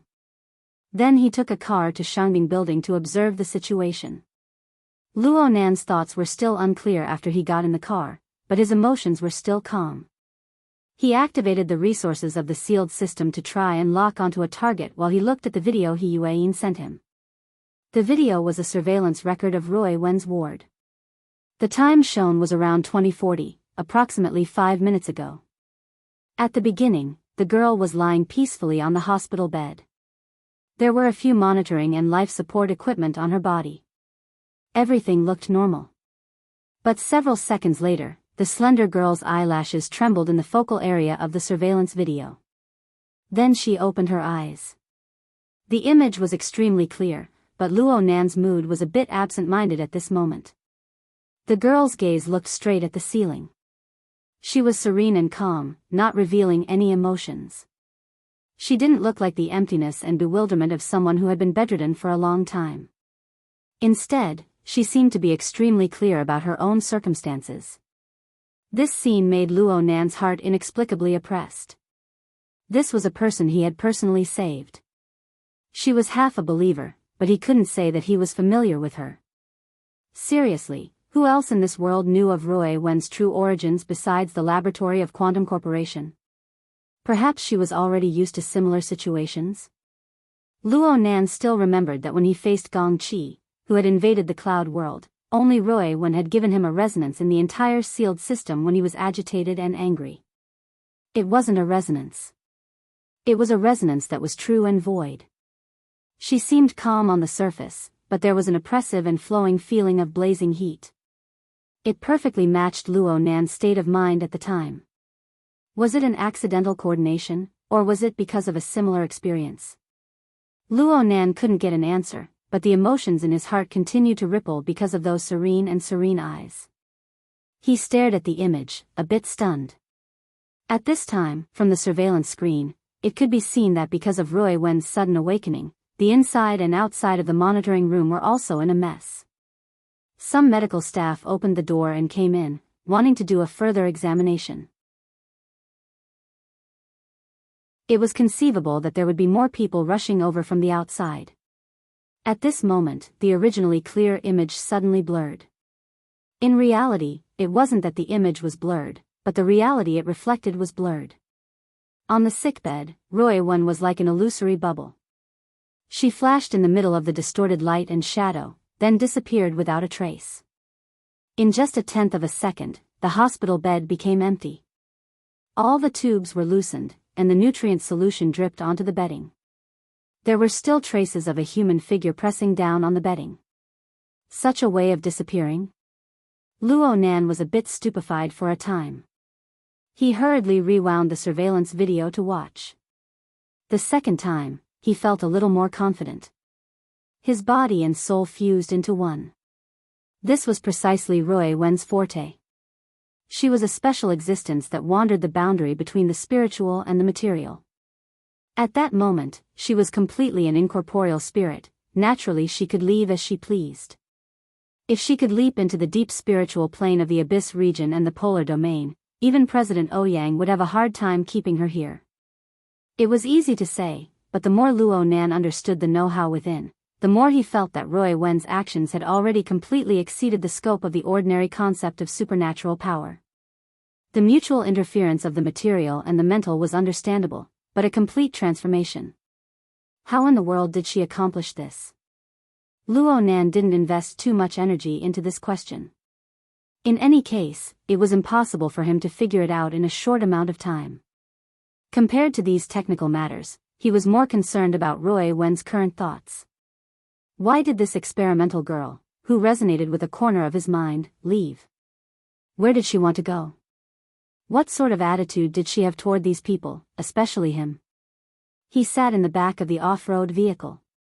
His hands were pressed together in front of his mouth and nose, concealing his facial expression. He was even more focused, paying attention to the changes in the living starry sky at all times. Where was she? Where was she? The vehicle had already entered Xiqing district. It made an oblique turn, heading toward the Lilan district. But then Luo Nan suddenly stood up. Wait a moment. Let's go order some wine. Beside him, Qi Nikuan turned his head in astonishment. Which one? Luo Nan's eyes seemed to be closed, but his other perspective within the living starry sky became clearer and clearer. Correspondingly, the resplendent stars shifted their positions, bringing slight ripples to the closed system. Linhai District. Huaying West Road. Dingyang Bar. Hurry up. God borrowed the rearview mirror to glance over. He swung the steering wheel lightly, and the vehicle left autopilot mode. It turned onto another magnetic rail highway, and its speed suddenly increased. Moya walked out from the back door of the bar. She used a wet towel with makeup remover to wipe off the makeup on her face. There was a wind gap in the back alley. The fine snow powder was like flying knives, whizzing as it struck her face. Moya felt that this kind of weather was quite refreshing. But her companions in front of her had already shrunk their necks and were fighting to be the first to board the nanny van. Behind her, the new trainee agent cum star scout, Meng Fei, had long since taken precautions. She wore thick winter clothes that were simply prepared for trekking in the wilderness. But when she put it on her body, her originally stocky body became even rounder. She really didn't have half the graceful bearing of a business elite. However, she had come to learn from Luo Nan and to freeload a meal. She hadn't officially started working yet, so there was no way to use business etiquette to restrain her. Then she looked at the real agent, Mr. Hai Jing. He was dressed like a man. He wore a coarse trench coat with a dark red scarf. It was very fashionable. And his calm and unhurried posture with his hands in his pockets could even make young girls scream. He was more famous than a star, and he beat up the few disappointing third-rate rock and roll practitioners in front of him. Mountain Creek, which had already begun to be commercialized, spent less and less time in various bars and nightclubs. Most of their performances were friendly performances to repay their previous debts in the underground circle. At the same time, it also further fermented the results of the performance in the municipal square last month. The current situation could only be said to be lukewarm. Every day, they would increase the number of pre-sales for their debut album by a few numbers. That was all. Moya wiped off the foundation, blush, and the like, and threw the wet towel into the trash can on the side. She had already calculated it, but she didn't expect a sudden gust of wind to blow. The wet towel hit the entrance, hung, and fell out. Tisk, so unstylish. If the paparazzi bumped into her, she would be the legendary third-rate female star who casually threw trash. She had no sense of civility. She could get a place on the gossip forums. But she didn't need to fix it now. A strange sound rang out. The cleaning robot that was lying in ambush in a certain corner of the back alley was stimulated. It started up from its standby state and slowly drove over, shoveling away the wet towel. Good lad, much better than my two younger brothers. When the robot passed by, Moya patted its silly, black, and thick head. It's up to you to decide. Do you want to go home or go to your nest today? Choose A and bark. Choose B and be silent. The robot slid over expressionlessly. Okay, choose B. Huh.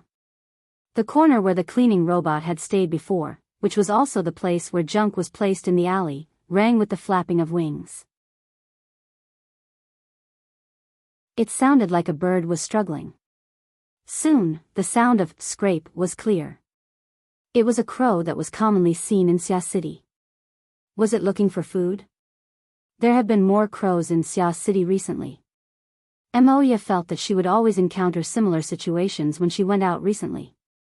Crows would fly over her head and around her from time to time. Fortunately, her luck wasn't affected. Hai Jing also glanced in that direction. It's hard to see other birds in winter besides crows and sparrows. Unless you go to the ecological park. Do you want to take a walk tomorrow? Tomorrow's agenda is to sleep late. You can ask Sister Meng to treat you. Treat it as a bribe. Say more good things in front of the boss in the future.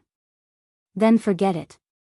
One sentence from Sister Wei is worth 100 sentences from me. The return on investment is obviously not equal. Meng Fei directly flipped the hood of her winter suit over her head. She completely curled into a ball. In this damn weather, I'd rather go to the streets to do my homework than go to some ecological park. At least I can go to the mall to get some heat. Then I hope that you can discover another Sister Wei. Thank you for your blessings. In just a few sentences, the topic had been changed to who knows where. At this time, Ma Lu stuck his head out of the car and urged them to get on. The group of people chatted and laughed as they got on the car. When they were about to get on the car, the cleaning robot had just returned to its original position. The car's lights were turned on, stretching its shadow diagonally forward. Moya blew the guy a kiss. Thanks. Scrape. It was the crow dubbing. Moya laughed and was about to get into the car when she suddenly shivered. Wait. She called out and jumped out of the car again. In the car, Shui Yi, who still had a date, was a little annoyed. Are you done? Moya didn't care at all. She strode forward with her long legs and arrived in front of the car in 2 steps. At this time, the headlights were pointing forward. The snow flew everywhere and reflected a distorted shadow inside the alley. In this long, twisted, chaotic shadow, Moya saw the shadows of the cleaning robot and the junk pile mixed together.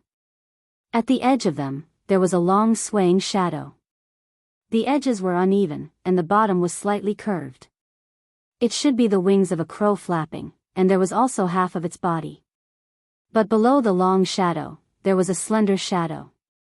The front part of the shadow merged with the crow's shadow, but the shape of the bent joints could be vaguely seen.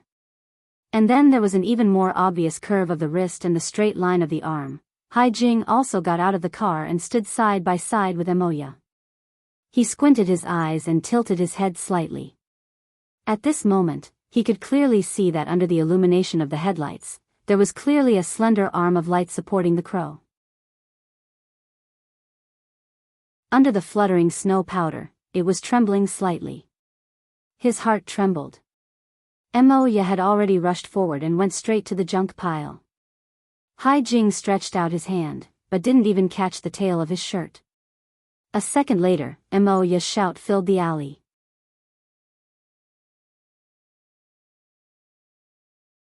Chapter 502. Long Chi came out of the nightclub wearing a thin cashmere sweater with a high collar. Even with the casual suit hanging on his arm, his clothes were a season different from the others. But this kind of tight-fitting style was also very powerful, showing off a superior and fit figure. The young woman who went out with him wished that she could turn into a warm jacket and stick close to him, creating a short and exciting memory together. However, regardless of whether Long Chi was facing the snowflakes that filled the sky or the young married woman who had tears in her eyes, he was still smiling. He refused the young woman's invitation, but left his social contact number. Then, he walked into the cold wind without looking back. The low temperature of -20 degrees Celsius was meaningless to him, just like the restless woman whose body temperature was about to rise to 40 degrees Celsius. At 9:00 in the evening, the nightclub street in the waterfront district had not yet entered its most lively period. He really liked the atmosphere here, but it was a pity that the last-minute mission had brought him some destructive expectations. Walking along the nightclub street for a few hundred meters, he found the designated area with the help of the dazzling red and blue police lights. It was the back alley of a music bar. Looking from here, under the streetlights, the alley was surrounded by a dense group of people. He leisurely walked over. However, just as he stepped into the front of the alley, a throbbing thought suddenly dripped into the lake of his heart. With a dripping sound, a dense chill spread out layer by layer. In the blink of an eye, it spread throughout his entire body. Long Chi shuddered and stopped abruptly. This was something that even a temperature of -20 degrees Celsius could not do. "Little guy, don't be nervous. Let big sister take a look." In the alley, Emoya took the risk of being hit by the crow's wings. She crouched down and got closer to the child. The child is thin. This was Emoya's first impression. The child was wearing a loose hospital gown. His hair had probably not been taken care of for 2 to 3 months. It hung over his forehead and covered half of his face. Under the shadow of the pile of junk, the crows, and the onlookers, the fragments of light that shone and made his face appear even thinner and paler. It was inevitable that he looked a little gloomy. This made the child appear a bit more mature. But with Luo Nan as a reference, his actual age should be about the same. Maybe a bit younger. 14, 15. Emoya tried to confirm if the child had any identification such as a bracelet on him. Under normal circumstances, in order to make it easier to live in this society, even children who were completely incapacitated would wear identification cards and the like. But after looking around twice, Emoya did not find any similar equipment. But what was the meaning of the hospital gown? In his memory, there was no hospital nearby. The child sitting next to the pile of junk indeed had no intention of moving. He just stared at the crow in his hand. This crow's body was extremely large, much larger than its peers. At this moment, it tilted its head and looked back at the child. Occasionally, it would flap its wings and caw. There seemed to be a hint of helplessness in its voice. In fact, ever since the sudden appearance of this fellow believer, the crow named Ink had not flown for almost half an hour. Ink would not let go of him. Emoya was a little uncertain. She scratched her head and turned around, only to be shocked. Unbeknownst to him, a dense crowd of people had gathered behind him. The members of the Mountain Creek Band, the bar owner who had heard the news, the customers, and a bunch of idlers who had come out to watch the commotion had completely blocked the narrow alley. The policemen who had just arrived were struggling to squeeze in. "The police are here, everyone get out of the way." Moya gestured for her manager to chase them away. She suspected that the skinny child in front of her might have some mental illness. This was because the child's expression and attitude did not match a normal situation. There was clearly a circle of people watching, but the child did not speak, did not move, did not care, and did not care. He only gently stroked the crow's feathers in his hand and muttered something incomprehensible. Autism? Schizophrenia? Or something else? Forgive her for thinking this way. There was no helping it. There was an old person in the family who was like this, so Moya was more sensitive. She was worried that if too many people gathered, it would cause adverse effects. Hai Jing displayed the responsibility and means of a manager. With just a few words, he got the police to help him chase most of the onlookers back to the bar. At the same time, the other members of the Mountain Creek Band, who could not stand the cold temperature in the back alley, hurriedly got into the car and left under the supervision of Meng Jia. Only Moya and himself were left. Things were considered normal up to this point, but then things came to a standstill. The little guy sitting in the corner must be mentally different from ordinary people. He didn't speak or move. The people around him, no matter how they tried to persuade him or coax or hug him, couldn't pull him out of the corner. In the end, all they got was the dissatisfied caw of the crow. That was awkward. The police officer was still a young man, and he really wanted to kneel down. This child is too stubborn. The problem is that there is no information in the system, not in the SCA's database. There are no records of a child being admitted to any hospital, welfare home, or nursing home in the city. Why do I feel like this is a major case? I've also notified the SCA Child Welfare Department. Maybe there are specializations? It's just that it's too. Achoo. During the persuasion, Hai Jing had already taken off his windbreaker, wanting to give it to the child to keep him warm. However, the child did not appreciate it at all. The crow flapping its wings was also a hindrance. Hai Jing was too embarrassed to put it back on, so he only draped it over his back and stomped his feet in the cold in the alley. If the situation was not resolved soon, he might be sent to the hospital with a bad cold. But he was most worried about Moya right now. This beautiful woman, who was highly radiant and cold, thought that she could resist the cold. The clothes she was wearing were just that, so she must have been badly frozen. There was a commercial show in 2 days, and it would be troublesome if something went wrong. He tried to persuade her, Moya, you should go back first. I'll stay here and deal with it. I'll let you know as soon as there are results. Moya also knew that she had caused trouble for everyone. She raised her hand in apology, but she was still a little unwilling. Suddenly, she reached out and pinched the child's cheek. Hey, stubborn child, I'm leaving if you don't respond. It's not too late to regret it. As long as you follow me, I'll serve you hot drinks and cakes. Huh. Strangely enough, in the biting cold wind, her hands were almost frozen stiff, but the child's thin cheeks were still tender and warm, which was very nice to touch. Little did she know that Long Chi, who was in a shadowy corner in the back alley, was watching with his eyes twitching. There was a certain distance between them, but Long Chi was able to confirm who that thin child was. His head and body were covered in a layer of snow powder. His previous partner, the valiant Fist 2 and the big-hearted Wall 5, had suffered heavy injuries from this child's all-penetrating, all-decaying attack. Their bodily functions had been severely damaged, and they had fallen victim to Jack's evil hands on the way back. Fist 2 had died on the spot, and Wall 5 had kept his life. However, he was no longer suited for frontline work, and in the end he resigned in dejection. In that nightmarish night, Long Chi, who had moved out under the code name Snake 7, hated that shameless and savage cyborg the most. But that guy was already done for. What was left was this child. He seemed to be called Ruiwen. He didn't know what kind of energy was contained within her thin and slender body.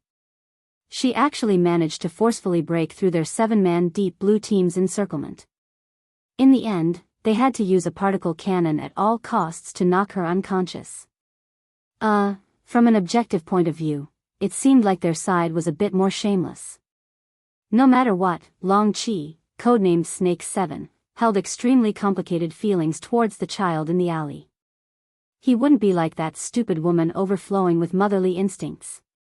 She wouldn't directly play some killing by touching someone's face. She might even get her arm broken. Since touching someone's face was dangerous, then this mission itself, many thoughts spun in Long Chi's mind. He exchanged information with the higher-ups who had issued the order, communicating the specifics of the mission. Not even 2 minutes passed before another order was transmitted over. Snake 7, from now on, observe and await orders. Huh. Deep Blue, you're a high-ranking employee of Sky Blue Security right now. If you want to earn some extra money, do you need me to help you cancel your employment contract? But please pay a penalty in advance. Understood. Long Chi immediately shrank back. Or perhaps it could be said that he found a reason to stay away from danger. But then he couldn't help but say, Dr. Bai, aren't you worried about your contract? A doctor who came out of Clay's laboratory won't be without a job anywhere. The important thing is that I don't have a penalty clause. The problem is that you also came out of the Apocalypse laboratory. Coming out of there. Are there any living people? Long Chi didn't say these words out loud. Ever since Dr. Bai Xinyan became the person in charge of the Sky Blue Security Xia City branch, the dozens of Deep Blue walkers had come to understand more and more the principle of people under the eaves have no choice but to lower their heads. As a high-ranking researcher who was well-versed in burner theory and the theory of the human body system, Bai Xinyan could adjust their training courses at any time. She could let the trainees have a deep understanding of the obvious difference between heaven and hell, under the premise that it wouldn't be obvious and that it wouldn't affect the results. All right, please instruct. Standardize the mode of operation. Observe and await orders. Yes. In the official operations of the Deep Blue Walkers, skipping ranks to command was a matter that was explicitly forbidden. Long Chi only needed to set the information reception to combat readiness mode, and then he could only accept combat orders from his direct superior. Of course, this also meant that the other command that was still clamoring in his ears right now would be completely blocked out. Long Chi hesitated a bit. Should he directly feign ignorance towards Deep Blue, or should he inform them? At this time, a car came to a stop on the other side of the alley. Someone opened the door and got off the car just as it came to a stop. The alley wasn't long. Long Chi borrowed the streetlight to clearly see the person's face.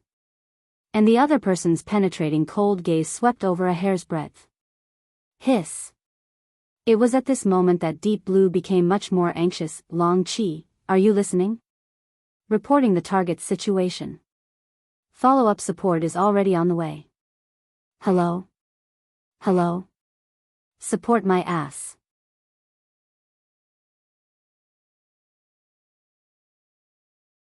Chapter 503.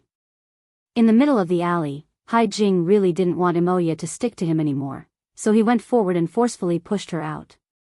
Let's go, let's go. Leave this to me. I'll send you a photo of the scene every 5 minutes, okay? Imoya frowned. I think I'm about to convince him. That must be your illusion. While they were arguing, a car sounded at the entrance of the alley. Someone got out. At first, they thought that it was the social welfare agency, but when the street light fell on the person's face, Imoya could not help but be surprised. Luonan? What are you doing here? When I was passing by, I saw your nanny van. The reason that Luonan blurted out could be said to be full of flaws. But right now he wasn't in the mood to weave a more complete lie. His gaze went straight past Imoya's shoulder. From this angle, he could only see ink flapping its wings from time to time. Ink being here was actually Luonan's arrangement. Because Imoya, who was always on the move, was not suitable for a large number of security personnel. For the sake of ensuring her safety, Luonan sent the idle Ink to Imoya's side after completing the Trigate security mission. Ink followed Imoya 24 hours a day. If anything unexpected happened, Ink could intervene through the closed system. But Luonan never expected that this sort of arrangement would actually attract Roy when over. Luo Nan walked forward with quick steps. His reason kept reminding him to pay attention to his concealment, to not let Imoya see through him. But as his line of sight extended, he saw a thin and gloomy little girl with almost no feminine features sitting in the corner. She was covered in snow powder, sitting under a pile of junk. He saw human figures and other distorted shadows covering her, but the girl was silent. There was only the crow in her eyes. Ruiwen was in a completely different dimension from the others. She didn't care about others, and no one really understood her. Luo Nan's heart felt a bit stifled when he saw this scene. Sentences such as, "The stallion stands alone, the shadow hangs by itself," from the ancient texts he had learned suddenly materialized. They transformed into a surging black tide that flooded his mind.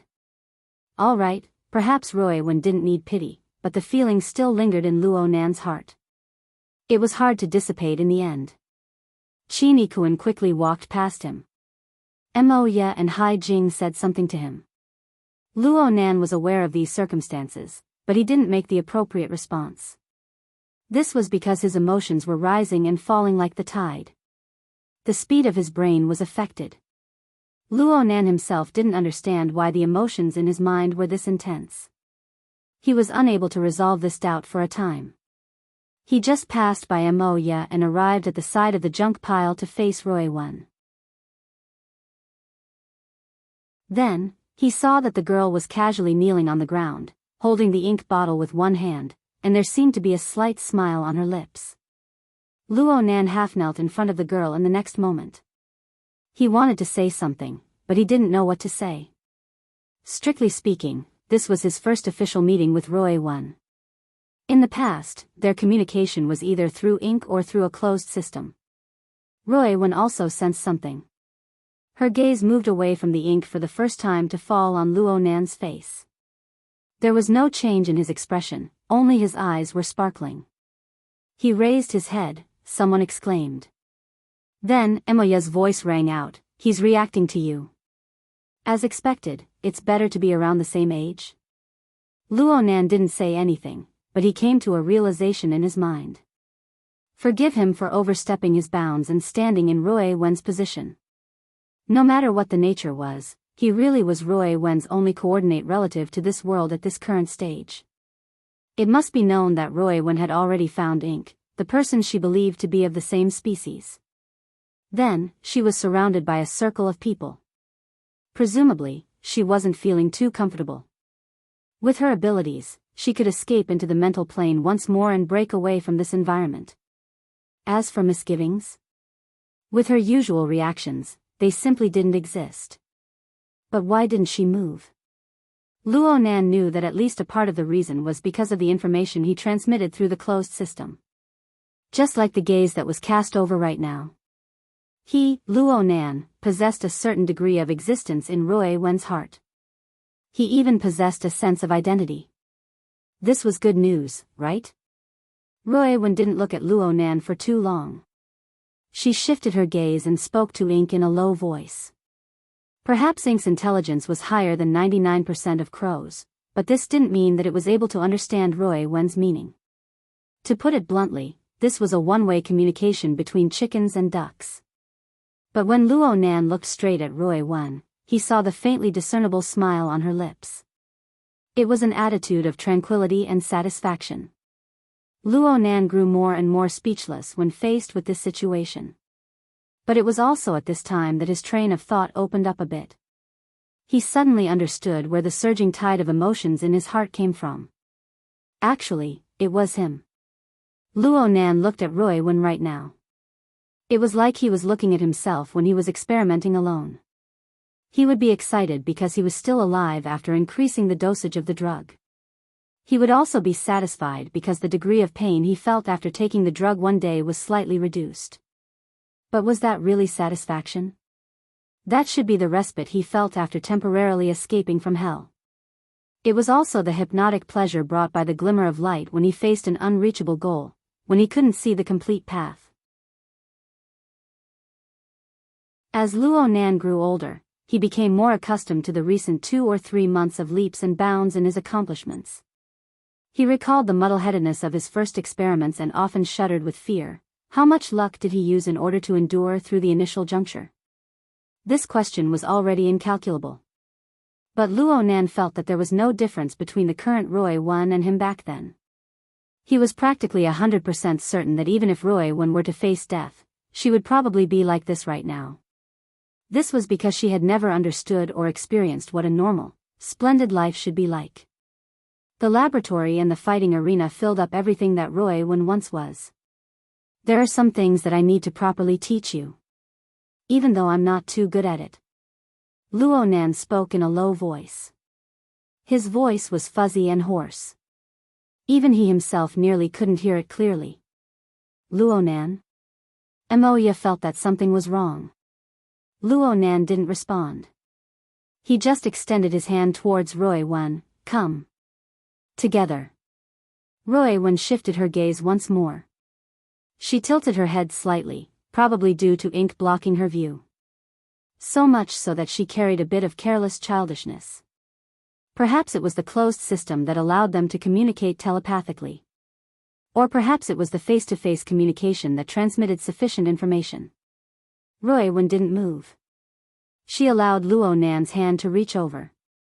There was a slight commotion behind them. At the same time, the snow powder swirled past their eyes. It was just like the gazes and attitudes of the people in the outside world. It didn't cause any interference. Luo Nan grabbed Roy Wen's left arm. The girl's arm was slender and slender. It could be grasped. It was this arm that was supporting the massive body of ink right now. Next, Luo Nan lightly exerted force. The girl was like a ghost that didn't exert any strength at all. She gracefully stood up. A thin layer of snow powder slid down from her shoulder. Some of it landed on the wrists and arms of the two, quickly melting away. Although not many of the surrounding people understood what was going on, they still let out a breath of relief. Only Luo Nan felt the pressure in his heart grow, even though he didn't use any strength in his hand. From this moment on, the connection between him and Roy Won was no longer illusory. Instead, it was a carrier that truly merged with reality. All the people in the know, the onlookers behind them, the people with ulterior motives hidden in the shadows, and the fellows who were hiding their heads and showing their tails were all witnesses. Mr. Luo. He Yueyin took the initiative to communicate with him. What she said was very realistic. For the sake of safety, let us take over right now. Luo Nan just needed to nod his head, and the Xia City branch would shoulder this burden. The Iron Triangle formed by President Ouyang, Old Yu, and Her Majesty Empress Wu would be one of the most headache-inducing combinations in the world. The impenetrable wall they constructed was enough to make those with ulterior motives break their heads and bleed. This was, without a doubt, the most reasonable choice. However, Luo Nan couldn't help overstepping his boundaries. He tried to consider things from Roy Wen's point of view. Should he let her return to the intensive care unit? Or should he watch her over and over again in the snowy night with a crow as her companion, talking to herself in her own world for all eternity? This wouldn't do. I'll accompany her for a while. Luo Nan himself didn't have a clear understanding of what a while meant. As a non-security personnel who needed a bodyguard to protect him, there were many things he didn't have a sufficient position on. Let's just say that he had a childish illness. Luo Nan needed to clearly understand his own responsibilities and obligations. They were right before his eyes. Otherwise, this illusory courage and responsibility, which might have arisen from impulsiveness, might be crushed by the heavy pressure behind him. It would be hard to leave a trickle behind. He Yueyin didn't respond immediately. She seemed to be weighing the pros and cons. This reaction startled Luo Nan a bit. Could it be that He Yueyin was once again indulging his willfulness out of habit? Or could it be that his proposal had a benefit that even he himself wasn't clear about? Luo Nan didn't understand for a time, but this gave him the confidence and reason to continue persevering. We'll be together.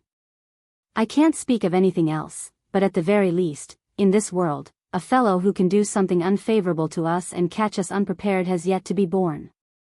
Luo Nan really didn't have the face to say these last words. But in this moment when his thoughts were clear, he really did do something. Ink was a bit restless. It flapped its wings, and this time the force restricting its flight suddenly disappeared. It flew into the air as if relieved of a heavy burden, circling above the alley. But at this time, the snow powder floating down from the sky suddenly became much more sluggish. Icy cold liquid seeped in through the gaps between Ink's feathers. It was very uncomfortable. In the shadows of the alley, Long 7 was under Chin Ikuan's near face-to-face surveillance. He behaved like an ambassador of peace. His entire body didn't make any unnecessary movements. But at this moment, he subconsciously raised his head. The water droplets hit his face and immediately turned into ice. The cold penetrated into his bones. It was unknown when, but the fluttering snow powder transformed into a special form between ice particles and water droplets. Was it hail or freezing rain? You're tuning into the Dreamy Love Stories YouTube channel. Don't forget to subscribe and join us on this journey to catch the most captivating stories.